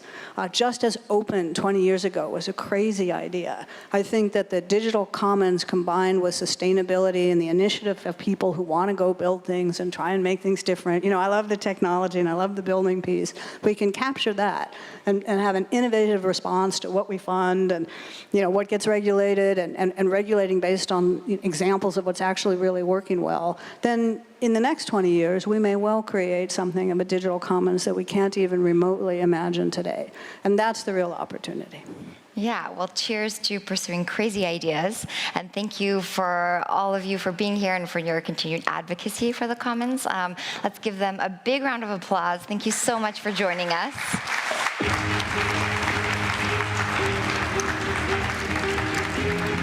Yeah, no problem.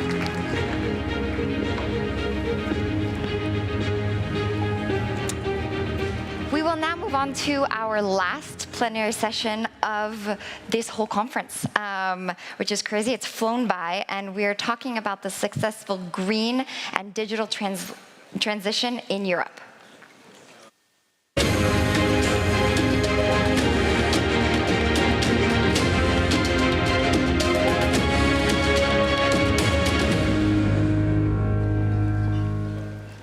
Donc, ça a été dit et redit. Something we said over and over is technology could be a key instrument to fight against global warming. At the same time, we are saying that technology and the entire digital sector can have a growing, or will have a growing environmental footprint. So we have to talk about this kind of disequilibrium. We have to address it. We have no other choice. So how can we best capitalize on the digital sector whilst showing some responsibility vis-à-vis the future generations? Lineup of speakers who are joining us on stage and online, and it is my pleasure to welcome them. Please give a big round of applause. We have Laure de la Rodière, President of ARCEP, the French telecommunications regulator, Michel Paulin, the Director General of OVH Cloud, Tatiana Zaretskaya, CEO of Lavatech, providing smart technology for agricultural sector. And then online we have Petr Očko, the Acting Deputy Minister for the Industry and Trade of Czech Republic, as well as Diana Urge-Forțaț, member of the Intergovernmental Panel on Climate Change, who's joining us online. Welcome, everybody. Thank you for being here. Let's start with you online, Diana. Concerning the work of the UN panel, so the IPCC, what would you say the main areas are where digital technology can help fight climate change? Thank you very much. And first of all, thank you for solving me being able to part of this panel today, despite my flight irregularities. So I apologize for the background noise, but I just have no other options to participate today. I'm in between diverted flights. So yes, it is very important to understand, and as it has been already mentioned today several times, that the digital transition is a major opportunity towards fighting climate change as well as many other environmental crises. Nevertheless, it is equally a risk. So we are really at the juncture in history where we can take this to by both ways, and it's really up to us how we govern, how we steer the digital transformation so that it helps us towards a greener future, or it helps us create significant, or helps induce significantly more demand and more impact on the environment, as well as greenhouse gas emissions. As probably already mentioned, presently, digital devices, clouds, and data centers, as well as networks, currently account for 6 to 12%. We don't know exactly because this is very difficult to measure, but the literature together says, as the IPCC has assessed, 6 to 12% of global electricity use. And this has been up from just 2% 1 or 2 decades ago. So this is a very significant increase. And despite the significant efficiency gains, we do see, and experts do expect a significant further rise as a result of expected more and more connected and automated systems, for example, mobility systems, manufacturing systems, 3D printing, and many other such digitally enabled provisioning systems and manufacture systems and service systems. This will generate significantly more data and more streaming also in media, and as a result, we do expect that this is still going to be continuing to rise despite the actual efficiency gains. So beyond just looking at low carbon electricity provision for data centers, beyond looking at electronic waste coming from these devices, which is actually now the fastest growing waste stream among all the waste. We also have to look at more innovative approaches to tackling the expected increases in environmental costs of these. For example, I think it is time to actually start considering digital efficiency as well. We have not considered this because we have been treating every byte as almost free, but we have to understand that even if data comes or powered by green electricity, it still has environmental impacts, and also, in order to fight climate change, we do need very significantly and very fast increases our green electricity production capacities, for which we have limited potentials. So it is important if the digital sector can contribute to minimizing or at least optimizing the energy it is using. For example, today it is estimated that only about 6% of data is being used from the clouds. With the shift of media from hardware to digital streaming, this is also very significantly increased data transmission. So it is time that we think about putting in incentives for producing not only products longer. Products with longer life cycles, but also with platform with longer life cycles and more efficient. And just to conclude with a story, it was John Holdren, who used to be Clinton's energy and climate advisor. He taught me, and he showed his laptop to me, and he said, you know, this is so efficient now that look at this. Now this is the same space as we used when we designed in Livermore on the nuclear project, the nuclear bomb. It filled at that time the same capacity, filled the whole room. But then he said, you know, but that time, that room has managed to devise a nuclear bomb, and this one can hardly run my Word or my word processor.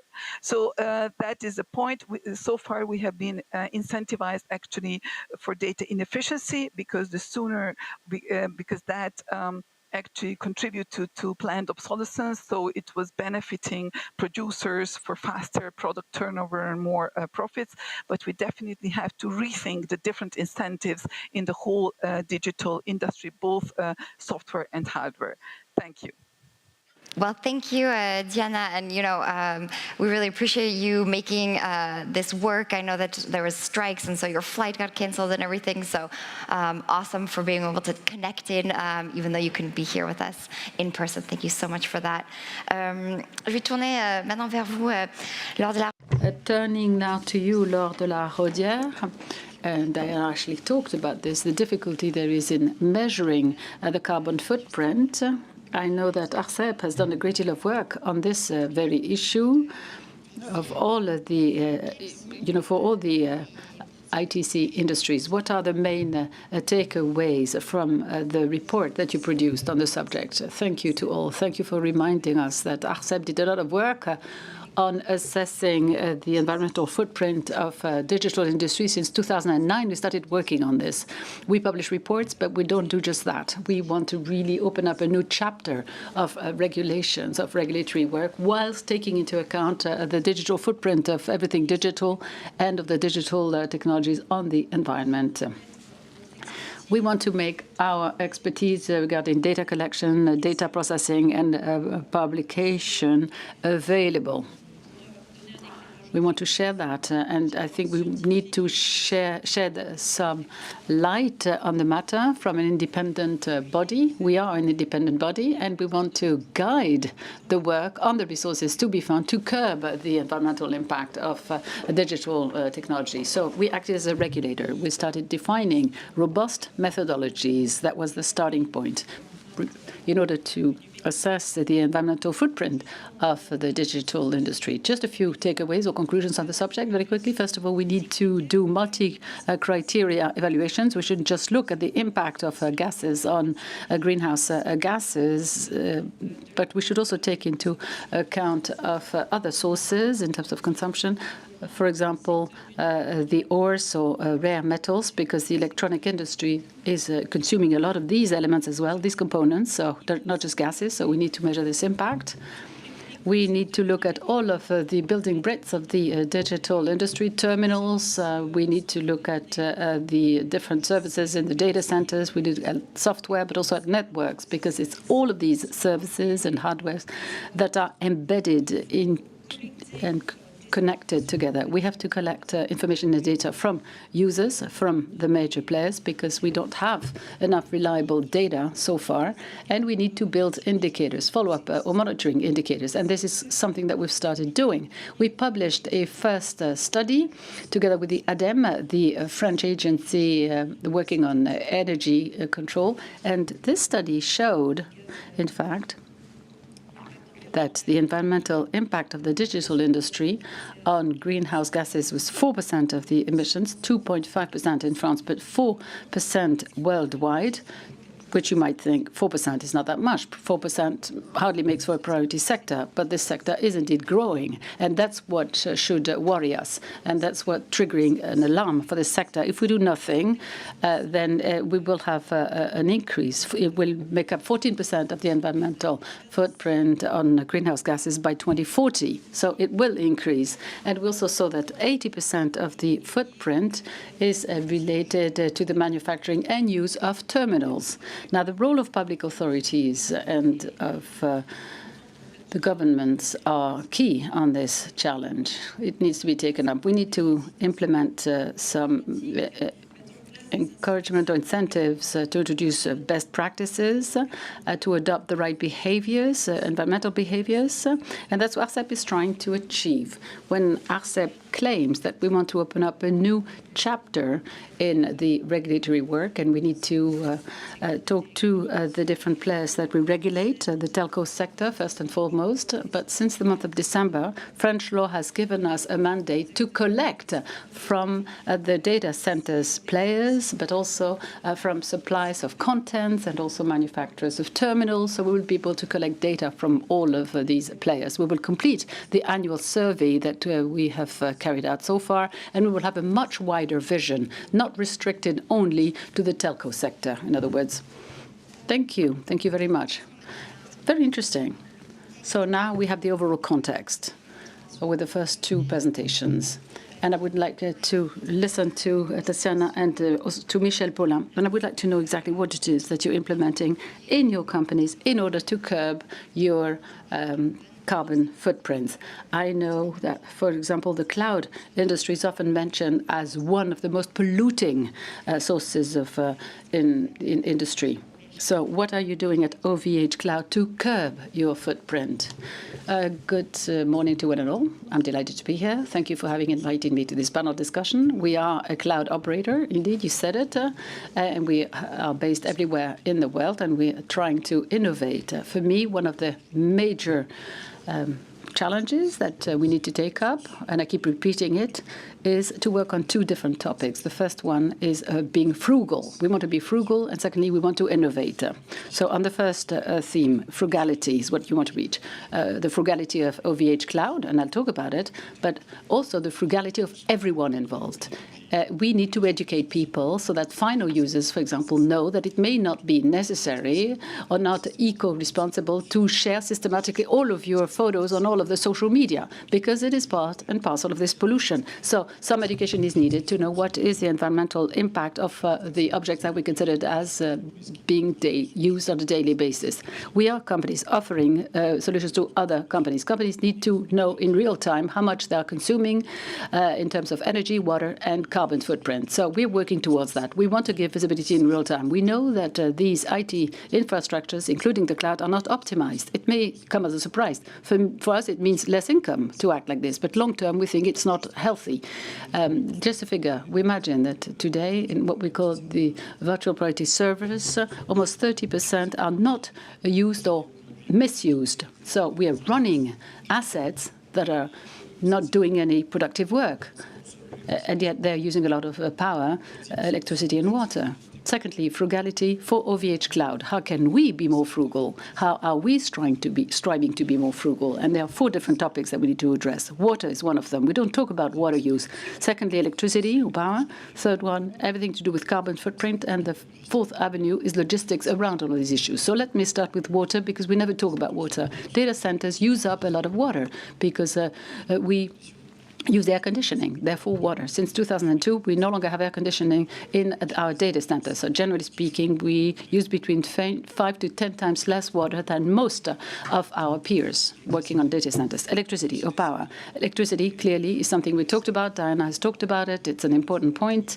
Quality of electricity is very important. Is it carbonated or isn't it carbonated? And are we using it effectively and efficiently? The criterion that we use for water is the PUE. I'm not going to go in detail, but there are several indicators. The PUE is the report between the electricity that you're consuming divided by the electricity that is actually needed for data centers. So often this index that can vary to tune of 1, 2 to 1 being the perfection. At OVH Cloud, we introduced a water cooling system since 2002. And it's a paradox, but because we cool down our water, so we put water directly in contact with the CPU, and we can use 30 to 50 times less energy. And over the 2 generations of data centers, we've reached an index that is 1.2, which is good.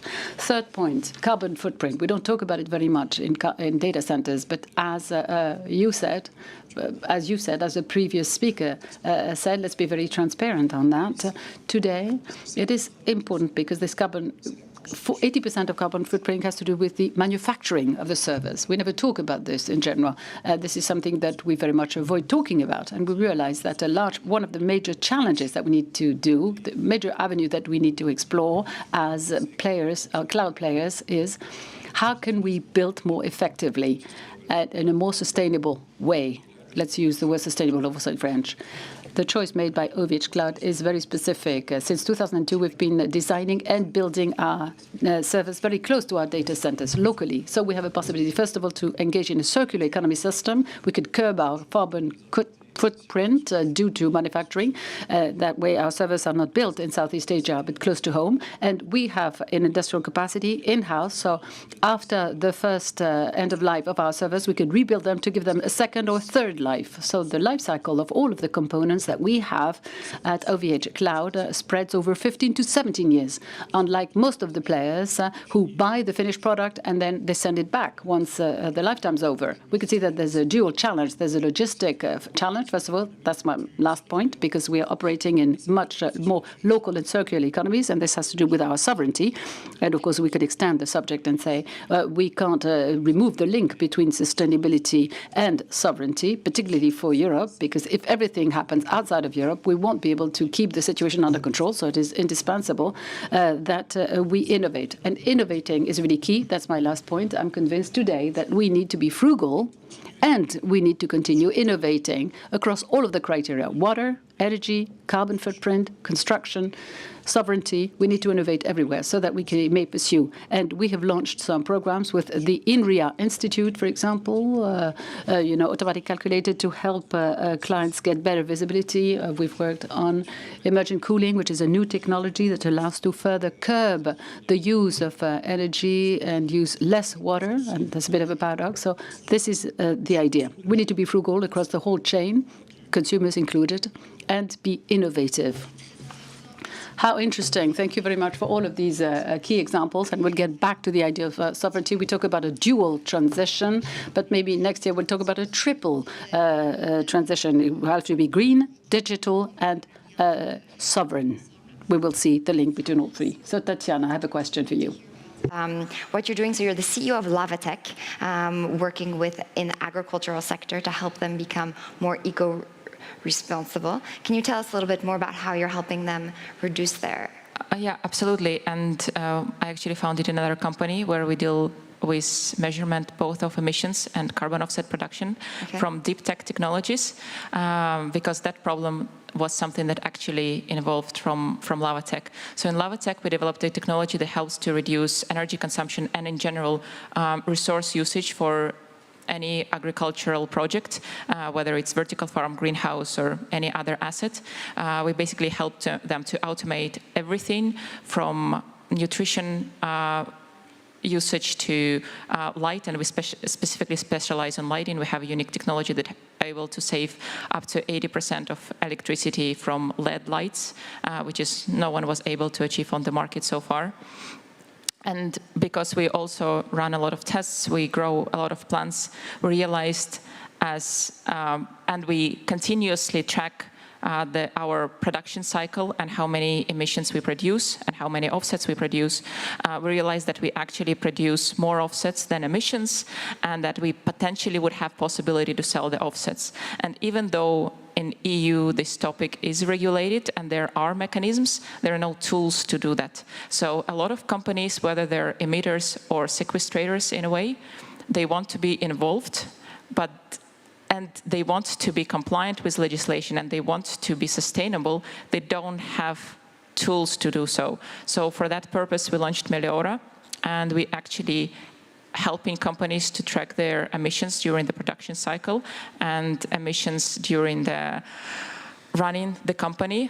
And I would slightly disagree on a point that is not possible to track it. It is. We have technologies, we have enough of IoT devices, we have enough of data collection points to do this for most of the companies, and the technologies are on the market. The thing is that the legislative process and policies are a bit behind, and I mean, this is completely normal, but if we could foster collaboration between intergovernmental organizations and governmental organizations with private sector, we could get to the point of net zero much, much faster and much more efficient. Because another topic is, yes, deep tech companies, digital companies, cloud services are pollutive. On the same side, digital companies, deep tech companies actually can reduce emission footprint for other companies, and that must be facilitated in all possible ways. Most of the companies produce products that reduce CO2 emissions for other companies, but they don't even know that they can have potentially additional income stream, which help them to grow and scale by selling their carbon offsets. And legally, they can do so, especially on voluntarily market. But again, we're coming back to the point that there are no tools to do that. So it's a bit of a vicious cycle, and I genuinely believe that private sector need to work with public sector closely, because private sector actually has the tools to solve most of the problems, while public sector has mechanisms that they are able to implement on the industry. So, okay. Fascinating. It's great. I think we should come back to this. I just want to bring Peter Oczko into the conversation, but then maybe Lord La Rodière, we can have your reactions to those suggestions that were just made. So turning to you now, Peter Oczko. So as a policymaker, what regulations do we still need to promote greener digital products and services? Yeah, first of all, greetings to everyone, and thank you very much for the invitation to this wonderful event and this very important panel. So I am also happy to be here as a representative of forthcoming EU presidency country, following the, of course, successful French presidency. And I'm happy that the French presidency organizes this debate. So definitely, if we speak about the regulation, so as a presidency, of course, we have in mind the legislation that is now on the European table. So first of all, I think it's really important to have actually the strategy for the European Union actually approved together with the mechanisms. What I'm talking about Digital Decade Policy Program. Digital Policy Program is actually almost finished. Also, as I have said, thanks to the successful French presidency, and we need to do some final fine-tuning on it. And we have a Digital Decade Policy Program approved. It's actually a legislative file, and we have we have actually the goals. The goals and also some of the mechanisms how to achieve our goals approved. Of course, the digital decade is primarily about the digital transition, but as you definitely are aware of, actually it speaks very much also about the green transition and proposes some ideas what to achieve. And what is important is that it brings some new mechanisms to achieve the goals. So it will bring more efficient monitoring of achievement of the goals. As we all know, actually, what is not measured is not managed. So I really believe that the digital decade will be successful strategy also thanks to measuring of the achievement of the goals. And it brings also some new mechanisms. It especially speaks about multi-country projects. So I think this is really important. Of course, we have some multi-country projects already now in the EU, actually in many areas, but this will bring the multi-country projects on the new level. So we will see what the multi-country project will in the end be. But for what I think about, for example, is that it could help us to advance, for example, with 5G corridors. Many countries have already 5G corridors. With other countries, we have a very successful project of 5G corridor from Prague to Munich. That is not only about infrastructure. That is mainly about the applications of 5G on this actually line between Czech Republic and Bavaria, and part of these projects are already now dedicated to green transition. We have a pollution monitoring system based on 5G. We have some projects that will use 5G to actually eliminate the traffic jams. So actually we are already working on that. But the Digital Decade Policy Program will definitely help. Another legislative file that is on the table, and that will be definitely one of the priorities of the Czech presidency of the EU, is Data Act. Data Act is very important for actually for many reasons, and that were actually mentioned by the previous speakers. But also it will help us to create better framework for the various data spaces. Of course, Data Governance Act actually brought some rules for that, but Data Act will definitely help.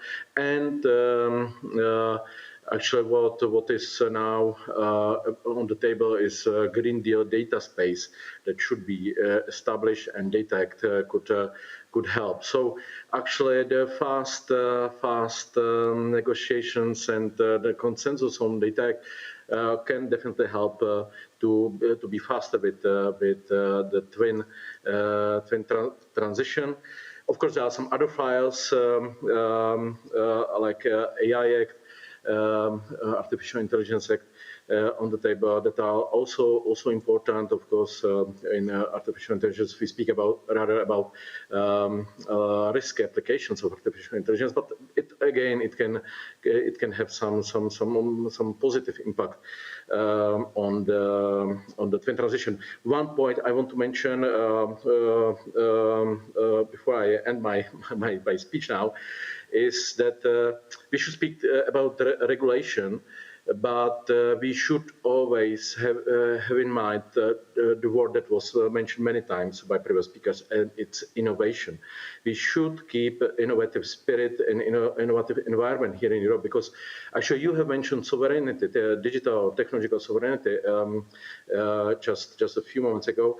But the best way how to achieve digital and technological sovereignty in any area is to invest into innovation, research, and deployment of the technologies here in Europe. So if we over-regulate, we kill innovation. So that's something we have to balance, and this will be again big task for the Czech presidency. Well, thank you so much about that. We have heard that a lot. So basically, the danger of over-regulating at the risk of stifling innovation would be counterproductive of what we're trying to do. So I think that's something that's really fascinating to explore together. What is the right balance between the private and the public sector to make sure these things are moving in the right direction?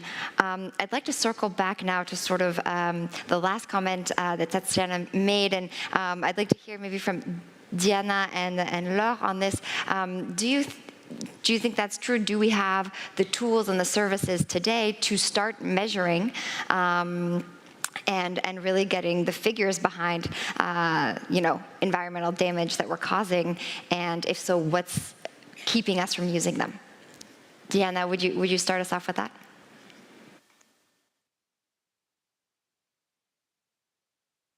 Okay, now that's on. Yes, thank you very much for the question, and that's a very good point. That it's really important to try to measure and try to understand better, because it's really almost embarrassing that we have been in the digital transition for basically 2 decades, and we still know very little about the overall impact of digitalization and how much are we getting better and how much are we getting worse in terms of the environmental impact. Actually, I'm not convinced that in the near future this will be easy to solve, because first of all, we have very little information about the overall patterns of digital usage. We don't have such good data about the ownership of different devices and so on, and the efficiency of these different devices and so on. And again, the issue is that there is a trade-off to collect all this enormous amount of data and process enormous amount of data, and whether really we will be able to progress much faster in terms of what we know. I agree with the previous speaker that perhaps specific indicators in specific technologies or specific companies or specific areas, it makes a lot of sense. But as I was mentioning, data efficiency, digital efficiency, I think it does make sense to focus these and try to develop measurement, monitoring, and verification in areas where we know that we can work forward, and where the data that we could gather could actually help us do something better. For example, better regulation, and I liked very much the point of His Excellency Petr Otko, because yes, we don't want to stifle innovation, at the same time, we do want to create frameworks for innovation that they actually incentivize green development of innovation in green directions and not in directions that just will induce a lot of new demand. So overall, I think while we do not have this perfect information and knowledge on the exact impacts, I think it's still a good idea just to work by some of the rules of thumb, because a very, very, very smart colleague of mine said, which is kind of a rule of thumb, that forget about life cycle analysis. We don't have the time. Just stop. This is an architect, sorry, so it's not about this sector, but I think what I'm going to say, it's the same kind of high-level message. We don't have the time. Just don't build so much concrete and steel. Don't build using so much concrete and steel. That's a simple message, and I think also the equivalent could be transferred to the digital domain, that while we don't have significantly more knowledge, we do know that efficiency, also information efficiency, digital efficiency, product durability, repairability, upgradability, and minimizing material use, reusability, circular economy, and many of the things that have been said today, these are all helping rather than making things worse. So I think we can comfortably continue with these strategies even before we have the perfect information, because what I'm afraid is that we will have again a lot of data that may be not that easy to make sense of.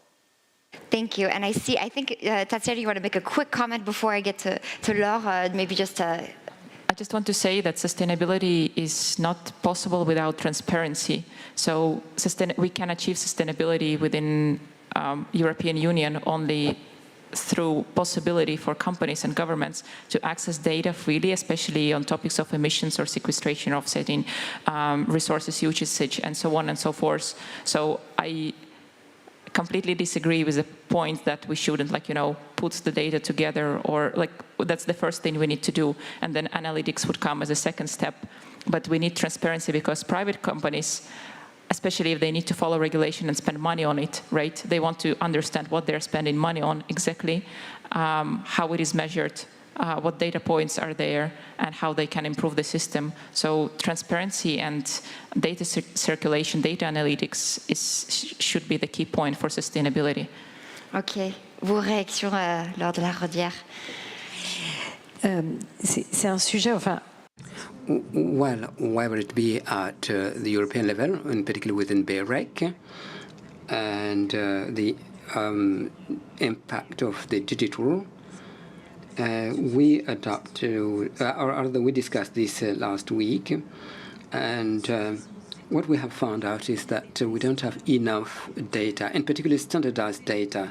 When you collect data from different companies, you have to be sure that they are measuring things in the same way if you want to add them up to really be able to say that these data are valid for a given sector.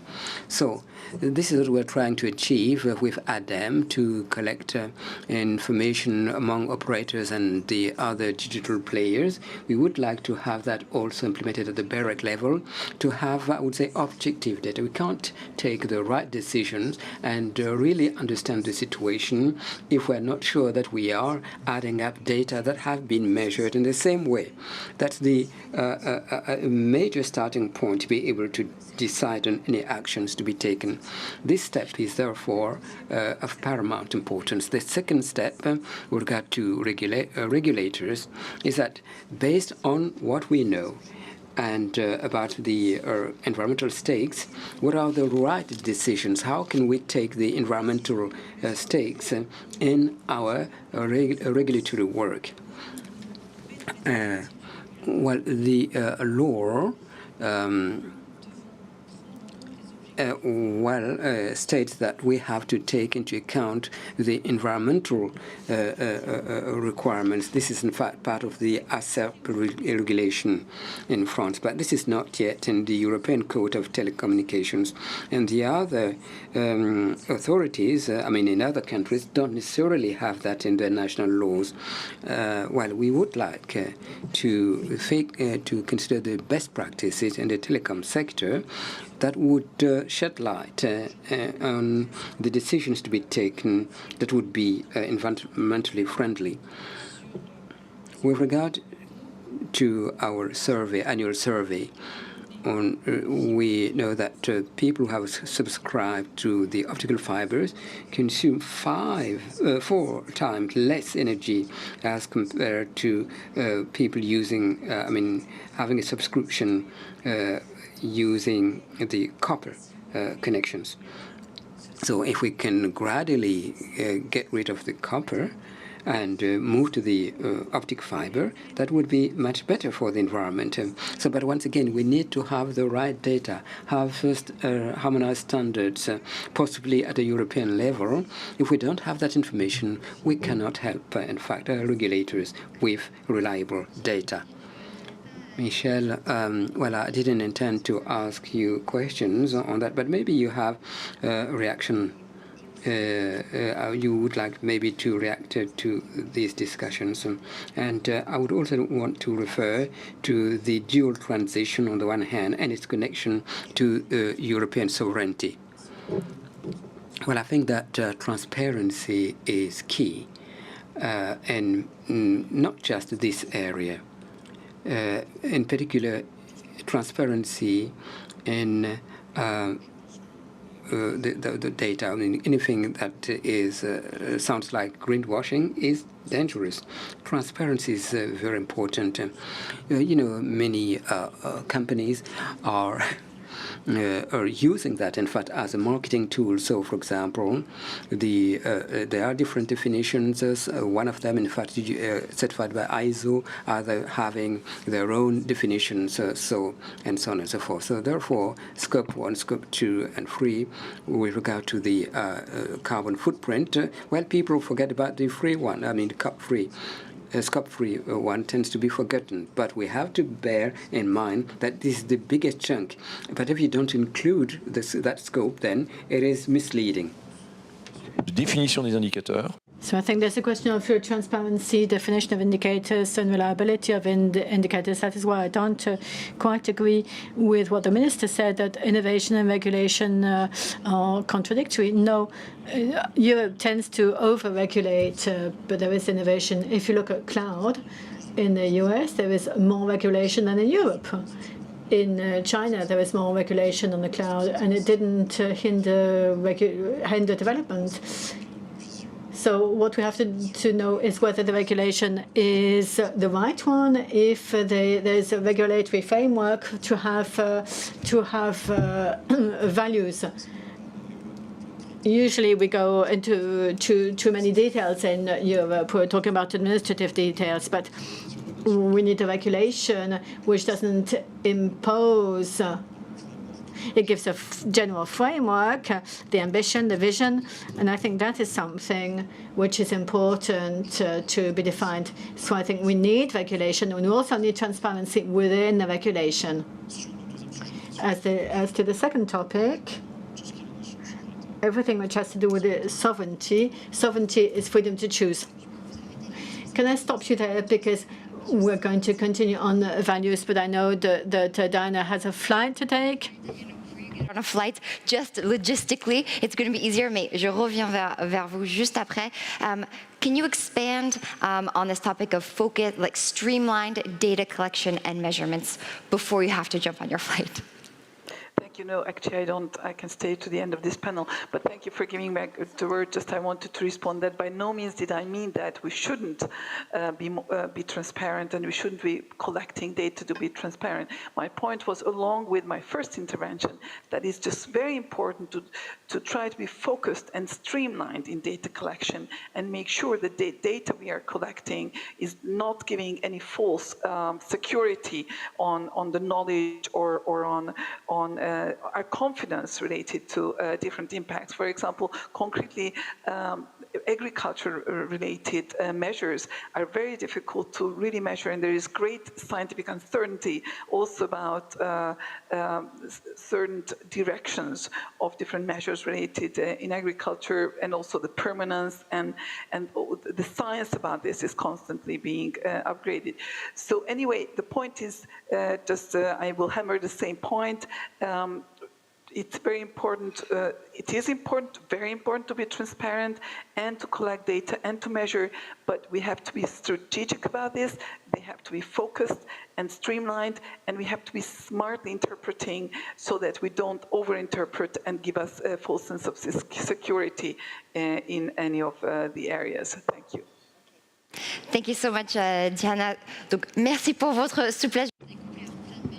I'm sorry I interrupted you, but to come back to sovereignty, yes, as I was saying, our concept of sovereignty is a freedom to choose. And I think that the topics of digital in Europe, whether it be on eco-liability, effectiveness, innovation, you cannot decorrelate them from sovereignty. Because if we are 100% dependent on third-party technologies, we cannot be virtuous in the mastership of the control of those technologies. If 100% of components or software are developed elsewhere than in Europe, how can you impose on people who do not have the same intentions, the same speed to do so? How can you impose on them to guarantee that they are eco-responsible? Europe is a leader in data protection, for example. We're talking about GDPR on open source. Europe is very much forward in ecology also. But if we don't have the capacity to implement our policies, really, I think it's an illusion. That's why I feel that the notion of eco-liability and what we can, the actions we can undertake on innovation means that Europe has to think of defining its own standards, its own future, and it must be able to control things. It's not a monopoly, it's not 100%, it's not protectionism, but you have to have sufficient strong points where you control the supply chain, R&D, production capabilities. We saw that during the COVID crisis and in Ukraine, for example, for agriculture. It's all very well to have pastry cooks, but if you don't have any flour, you can't make cake. So if we want to be eco-responsible for the planet, we need to have the right components, and those components need to be eco-responsible. If we are based on components that come from outside that don't answer the same standards, it's difficult. So I think that for the whole digital supply chain, to guarantee long-term innovation and to guarantee eco-liability, eco-responsibility, we have to have sovereignty in Europe. It's up to us in industry to act, and beyond regulations, not to wait for regulations to improve our responsibility. That's very interesting. Tell us, mentioning agriculture, how can Europe best help farmers, for example, in terms of equipment and skills, to accelerate the shift towards digital farming solutions? There are tools, but most of the farmers, especially considering the current market, just don't have any finance resources to actually obtain any tools around them. They have the desire, but when we are talking about, larger agricultural players, we are not talking about, investment of like 50,000 or 100,000, right? We are talking about investments in millions to actually be able to upgrade their systems, and that's where the problem comes in. And that's one of the industries that is being ignored in terms of support. We're talking a lot about metaverse and blockchain, and I'm absolutely in love with those topics, right? And we are investing a lot of money in it, but somehow we are missing the point on that we're not going to care about those topics if we don't have food to eat. So unfortunately, I don't feel like there is enough of investment happening directly to farmers, to agricultural industry, and to sustainability. Very often it's talked that, it's important. Right now we have big problems with food production, especially because of Ukrainian crisis, war in Ukraine, and it will only get worse. At least based on our projections in the 12 to 24 months. And the other topic related to local production and in general localization, I very much agree. A lot of European companies actually want to produce more and more locally, especially after COVID, and now war only facilitated that. But it also has made it worse because if we're talking, again, going back to Ukraine, right, a lot of microchips production, a lot of production of components were happening in Ukraine, and now they're completely blocked and probably not going to be able to resume their production in the long term, which will affect farming even more because, right, farming is partly digitalized at this point. So we need to help Ukraine and to facilitate them going back on track, because unfortunately within other EU countries we don't have the capacity of production, we don't have the knowledge of production, and just to establish a new production will take a very long cycle. While in Ukraine there are factories, there is already knowledge, it's just the question of how to help them get back on track as soon as possible. Yeah, so that's a really interesting topic around funding, and for that I'd like to hear, Peter Oczko, your reaction to that, especially in the context of the EU Recovery and Resilience Fund. Do you think you can react to that, especially in the context of farming?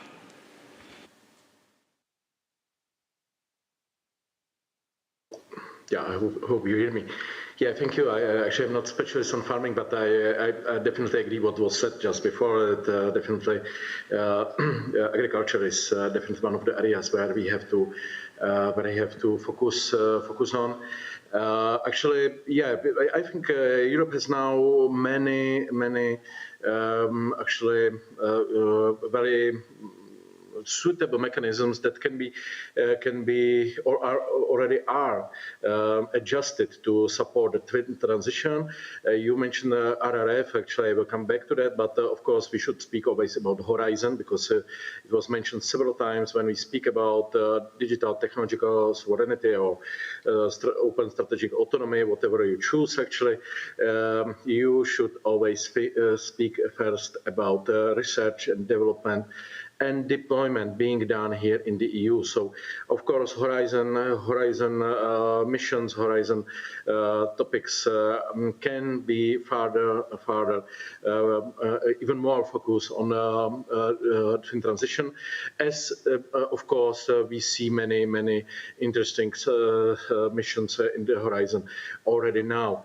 What I think is really important, I think this was a really good step of the EU, the Commission and the member states, is that the Digital Europe program was actually approved, because actually the problem of Europe is often that we have excellent research in many areas, but we sometimes fail in the deployment of the research results here in the EU economy. So I think the Digital Europe program is very well designed and can serve also to support twin transition. I for example, think that one of the main mechanisms under the digital program, that is the network of European digital innovation hubs, can be actually more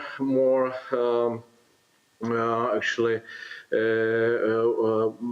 more directed into supporting the twin transition, as now the network of European digital innovation hubs is really these are the cornerstones of European digital transformation. So I think this is important to mention Horizon and Digital Europe program. Then we have the Recovery and Resilience Facility, national recovery plans. I think it was very wise to actually set digital and green transition as the main goals for national recovery plans. So I think most of the member states are going this way. Actually, under our the Czech recovery plan. We have a lot of projects focusing on innovative digital solutions, but now we actually have redesigning the priorities to focus even more on energy efficiency, on environmentally friendly solutions. We dedicate a lot of financial means into innovative startups. And coming back to your question, actually, also that was also on farming and agriculture. I would actually mention that one of the successful projects that we already run for several years, actually, and we plan to finance it also partially from recovery fund for the future, is European Space Agency Business Innovation Center that is located here in Prague, and we have actually supported several very interesting startups that use actually European Space Agency data to actually increase the efficiency of farming in the form of like more precise farming or better dealing with the changes of the climate and so on. So we can really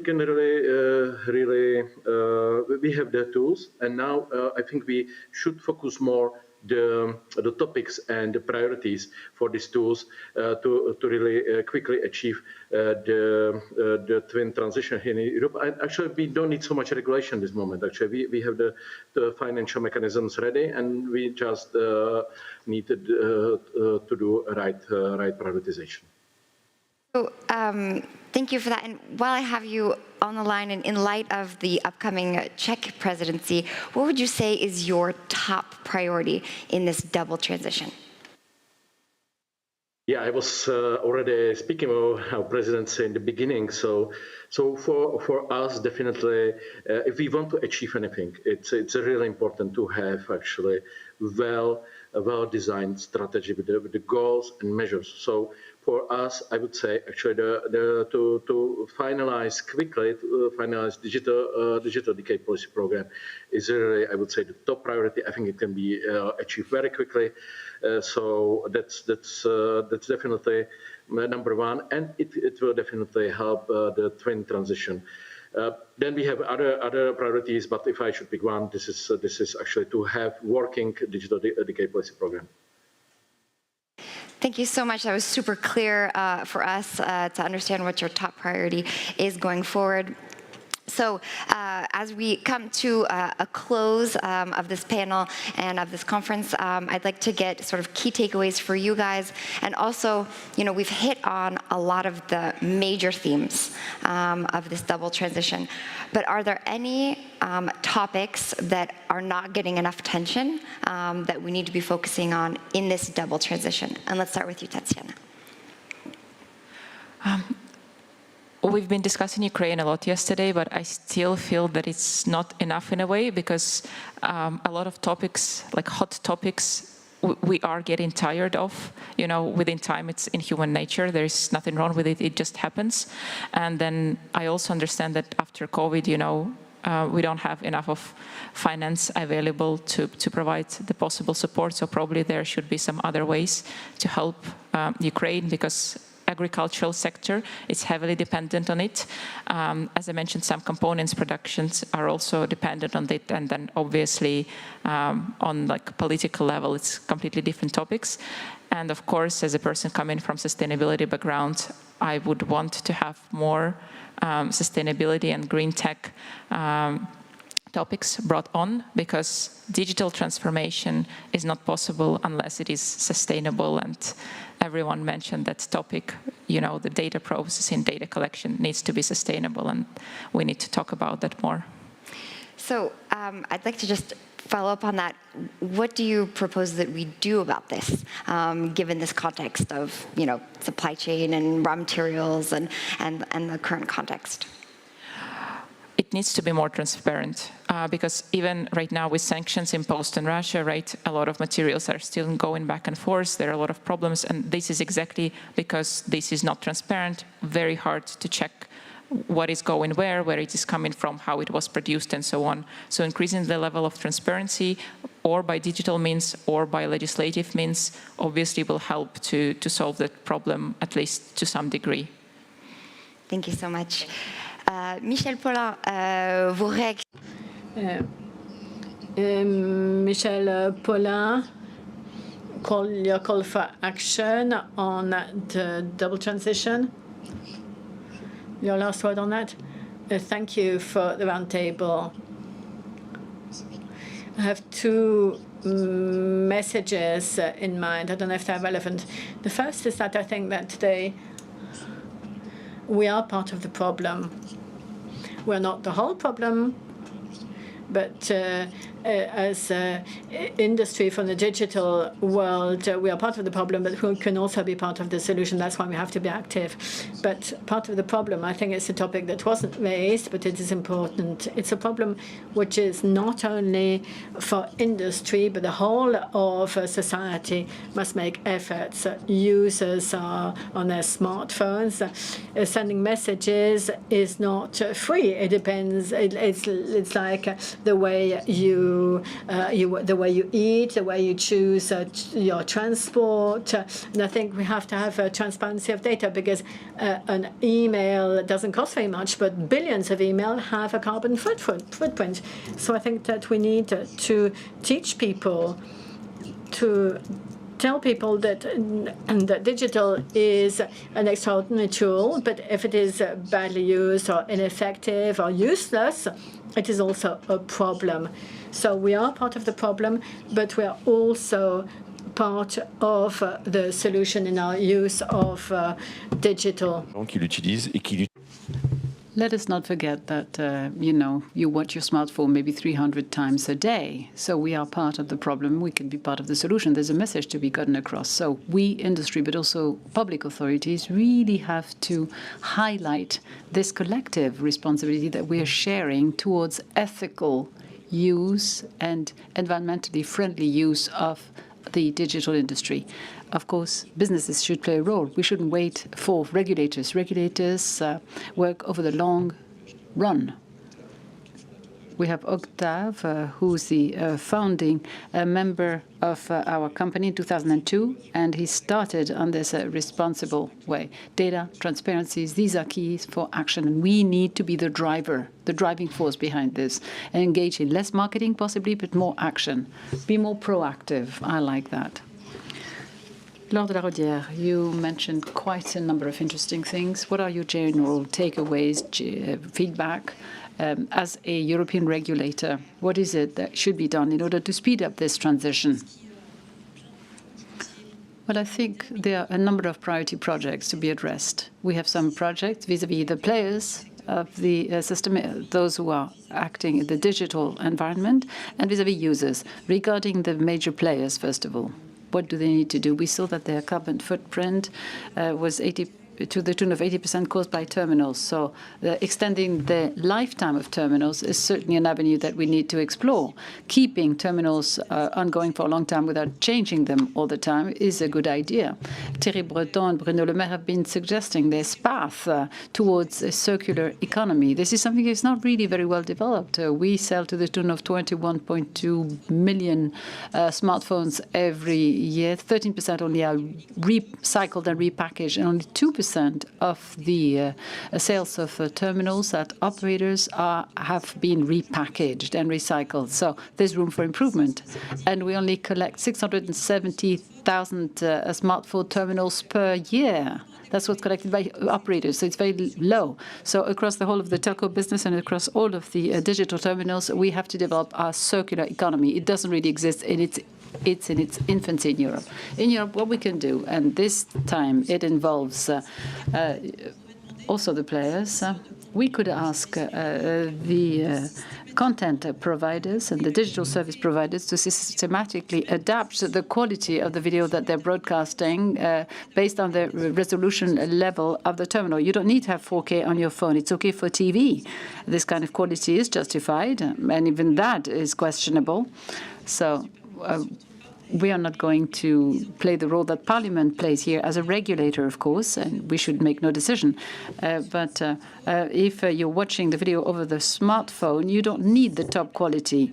We would like for the streaming to be systematically adapted to the device. And this is a major environmental challenge. The third subject that is also being explored by Mr. Breton and Mr. Le Maire yesterday, the environmental design of products. We need to have some targets on a European level, very lofty and ambitious goals when it comes to environmentally friendly design. The way we design our equipment, our facilities, our software really matter. And that's interesting because this will lead to innovations on the European territory, which has a positive impact on the environment. Another thing, I welcome the adoption of the universal charger. This will bring a benefit, a major benefit, I think, to the environment. Very significant also for users. The second major avenue that we need to explore has to do with the users. And what should users do? European regulators, RSA or ARCEP in France, we have a role to play. We need to measure, collect data, and restore them in a transparent fashion to all of the citizens. And we would say, okay, this use is more virtuous for the environment than that other use. And this is what we've been doing as part of our annual survey. This is how we're communicating to users. We could tell our users, use Wi-Fi rather than 4G or 5G. It's better for the environment. A fixed network consumes 50% of the energy of a mobile network.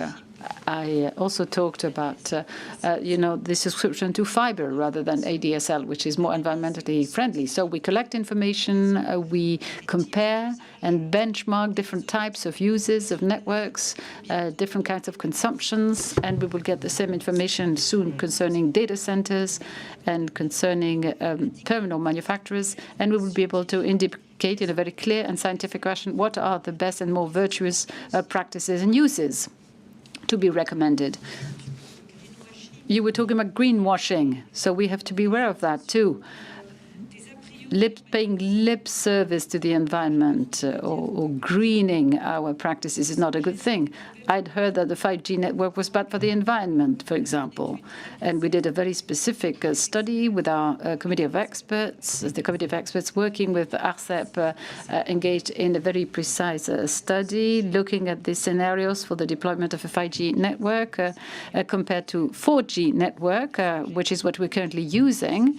Or, we try to densify the 4G networks as opposed to rolling out 5G, we could see that it's better to deploy 4G or 5G rather than if we had stuck to 4G and enhance the capabilities.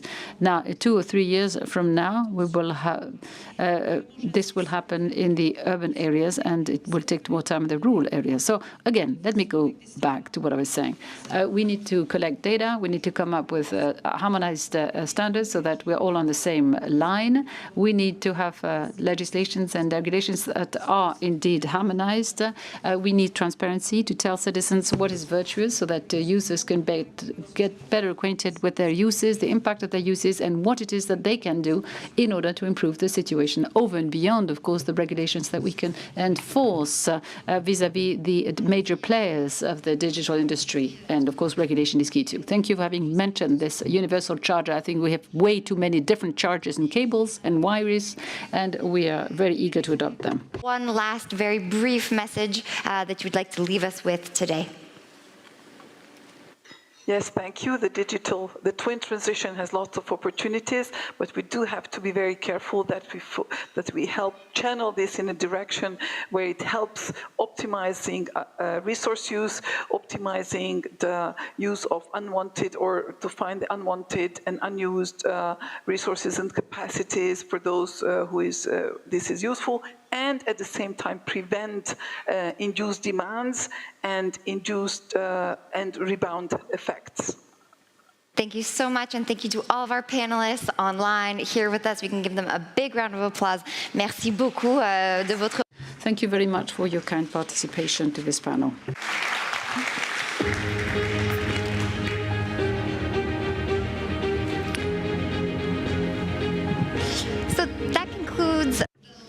Voilà qui conclut la toute dernière session de notre conférence. Nous allons maintenant passer à la cérémonie de clôture. Je crois que cette conférence a été très éclairante avec des intervenants de premier plan, comme vous l'avez vu. Merci de nous avoir rejoints pour parler de l'avenir du numérique en Europe. Cette conférence arrive donc à son terme et j'ai maintenant le très grand plaisir de pouvoir vous présenter les remarques du président du Parlement européen. Il s'agit de Madame Roberta Metsola. Panelists and participants, allow me to start by thanking the French Presidency of the Council of the European Union and the European Commission for inviting me to share some of my thoughts at this year's Digital Assembly. It is safe to say that a generation or two ago, people were still yet to grasp just how profoundly the digital revolution would affect our lives. In the last decades, digitalization has enabled easier communication, greater convenience, created new forms of entertainment, and facilitated the flow of information and education. Today, millions of people work in the global information technology industry, which is valued at just under 5 trillion euros. When people were confined by the COVID-19 pandemic, the impact of our digital transition was especially felt. Thanks to our technological advancements, people sustained employment through teleworking, children kept up with their education online, and interpersonal relationships were sustained via video calls and social media applications. The digital world took on yet another important dimension when Putin invaded Ukraine on the 24th of February. For the last 4 months, Russia's military aggression has sought to destroy and destabilize Ukraine's communication structures through hybrid threats. We know that Ukrainian men and women have been putting up fierce resistance against Russian aggression on the ground. But let us not forget that they are also fighting an important battle in the digital sphere. They are not only defending our European values, but our digital ones too. Europe as a whole has been at increased risk of disruption from cyber attacks and the spread of disinformation. There is ample evidence that foreign actors are attacking our democracies across every possible sphere of society. The European Union has already responded to Putin's massive disinformation campaigns and cybersecurity attacks, and we did this by boosting the resilience of our communications infrastructure, banning Russian propaganda, strengthening the EU anti-disinformation toolbox, supporting Ukraine's fight against cyber threats through, for example, a cyber rapid response team, bolstering EU cybersecurity capacities, and limiting Russia's access to dual-use technologies. In early March, the European Parliament, in cooperation with the Verkhovna Rada, also launched a website providing the latest news and relevant legislation in both English and Ukrainian. A few weeks after, I organized a meeting between EU digital ministers and Ukrainian digital minister Mikhailo Fedorov. We talked about the need to organize a tech summit to coordinate help from IT companies to Ukraine and other ways in which we can effectively counter Russian hybrid attacks. But, ladies and gentlemen, more still needs to be done. We cannot afford to let Russian cyber aggression disrupt our united response to this crisis. The European Parliament has long supported EU initiatives to regulate digital platforms and reinforce EU capacities to tackle disinformation and cyber threats, more recently in its March 2022 resolution. While it is true that digitalization has brought immeasurable new opportunities for our societies and economies, we must not forget its potential adverse impacts on our democracies and our collective security. And this is why we urgently need to double down on the digital transition, making sure that our policies are holistic and serve both citizens and businesses. And above all, we must make sure that what is illegal offline must also be illegal online. This is why the European Parliament fully endorses the Commission's priority in marking Europe's next 10 years as its digital decade. The European Parliament has already showed its commitment to reinforcing Europe's role as a global digital standard setter by concluding the procedures of the new Digital Markets and Digital Services Acts in record time. We know that a lot is still left to be done, but together we must ensure that we adopt and implement digital rules that are fit for our digital future. And now let's welcome virtually to make some brief closing remarks on behalf of the European Commission, Mr. Roberto Viola. Thank you very much for giving me the floor. And first of all, let me start with a big thank you. Thank you to the French Presidency.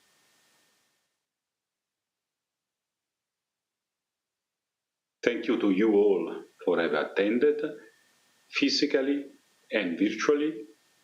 And thank you also to the French Presidency for the impressive work in the last 6 months. It's an historical presidency when it comes to the achievement, looking at what has been done, first of all, to manage the crisis that resulted from the aggression of Russia to Ukraine, and secondly, for having the steam and the really the resilience to, in a record time, to conclude the negotiation with the European Parliament, and thank you, big thank you to the European Parliament as well, of the two landmark legislations in the Digital Society and Economy, which is the Digital Service Act and Digital Market Act, and in cybersecurity, which is the new Cybersecurity Directive, which also signs a completely new way of facing and regulating cybersecurity risks. This is the first assembly that we managed to do, partly physical, partly online after the pandemic. So I really welcome the participation of many of you in the different forums. And also I welcome very much our Ukrainian friends for having participated. And I hope they have listened clearly to you in terms of the continuous support we will provide. As I said yesterday, we can learn a lot from Ukraine and its people. First of all, in terms of their resilience, their courage, their fighting spirit. And this is an inspiration for us all. But at the same time, also when it comes to digital, it's impressive what has been done. And I'm sure digital is one of the tools that is very important, as we discussed, to keep the Ukrainian society up and running, and also support the Ukrainian economy.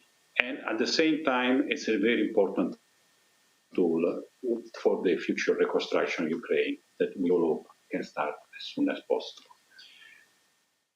We also have announced a new initiative. Commissioner Breton has announced the launch of a digital tech hub in Slovakia, the upcoming Tech for Ukraine platform.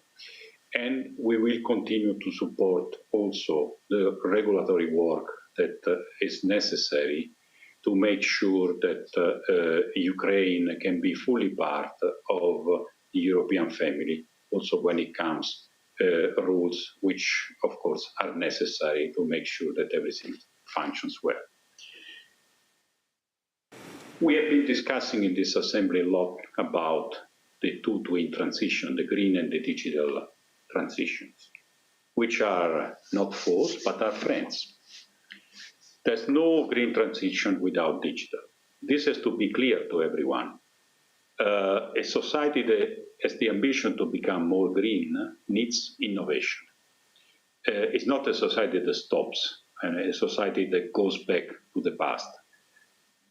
A society like this will never become green.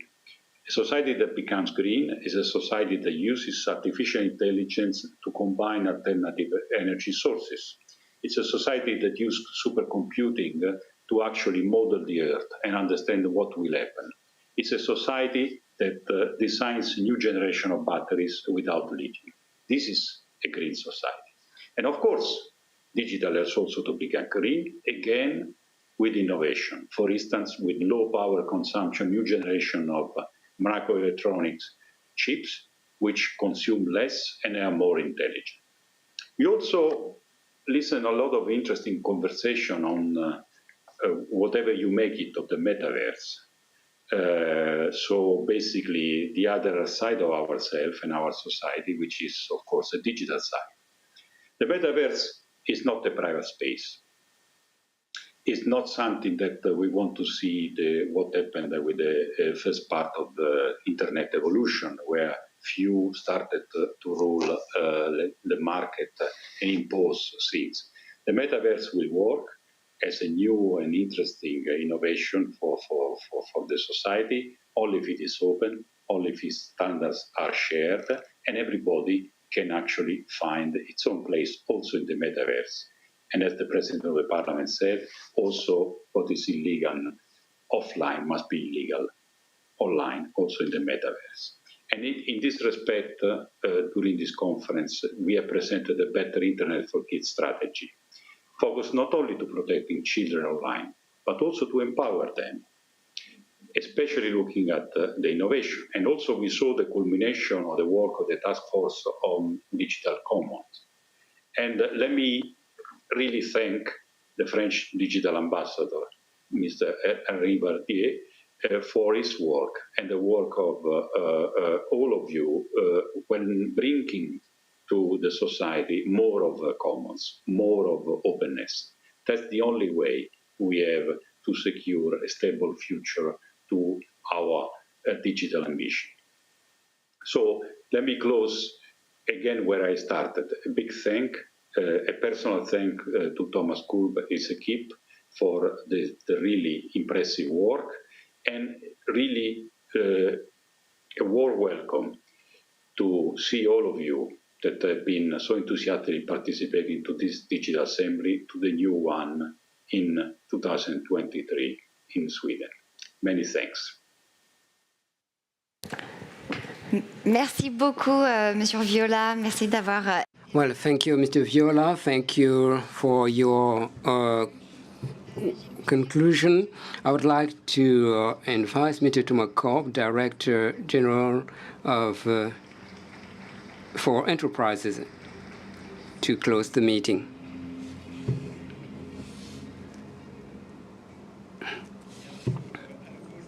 Well, good morning again. I would like, by way of conclusion, to thank the city of Toulouse and Occitanie as a region for the warm welcome. I would like to thank all the contributors for the quality of their contribution. They came from different horizons, from the EU, but also from elsewhere. We have been able to think together about the future of Europe in the area of the digital issues. We know that we have a certain number of challenges, like the war in Ukraine, maintaining the digital infrastructure, the societal stakes, and we have also been thinking about the future, in particular the metaverses, the protecting our children online, and again transition.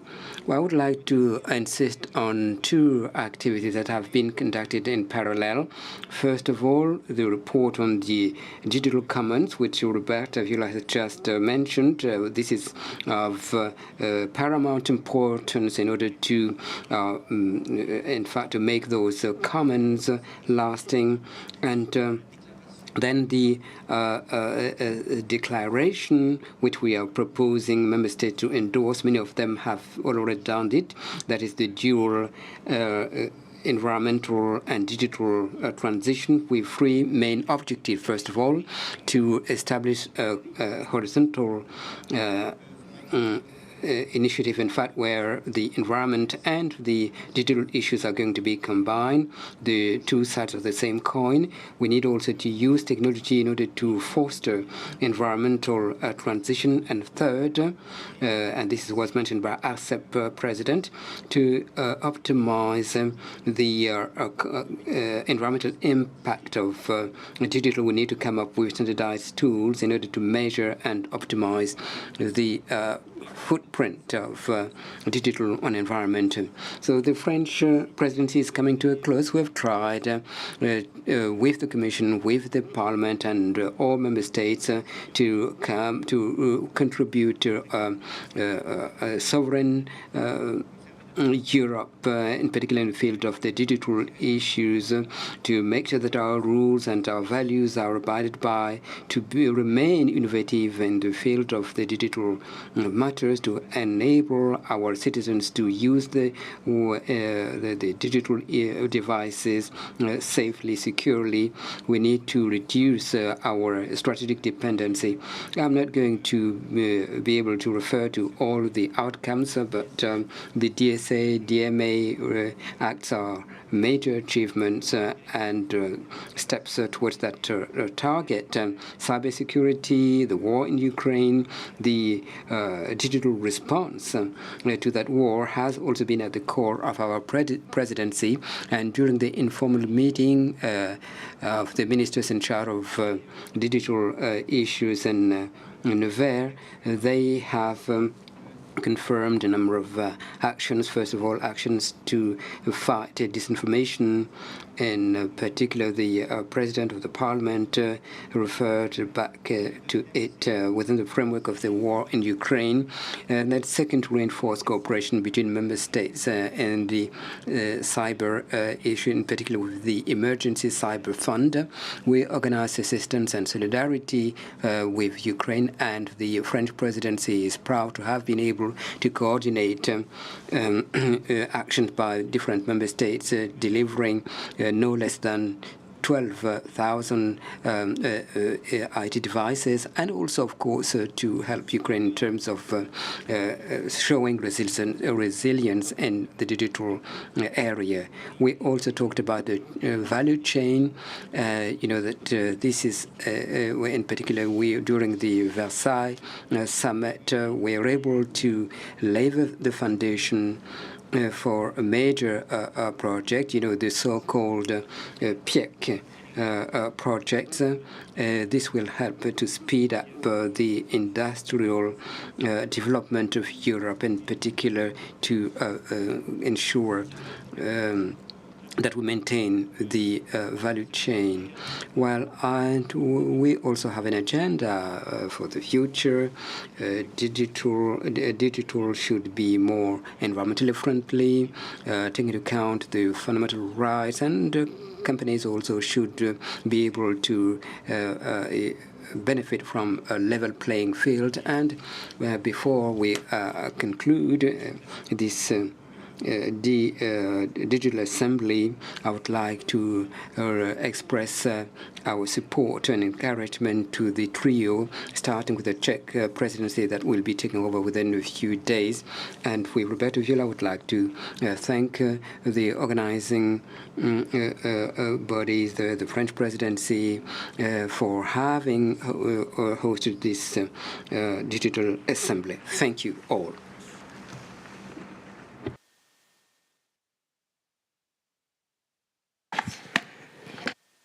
Merci. The end of this conference. It has been an absolute honor to be your host over the last couple of days and to participate in these really fascinating conversations. Just a quick announcement. We hope to see you at next year's edition, and you can already save the date on May 11th and 12th in Stockholm. So great place. We hope to see you there. And on your way, there's a networking lunch in the same room as the networking cocktail was yesterday in Caravelle on the ground floor. Thank you so much, and we'll see you next year.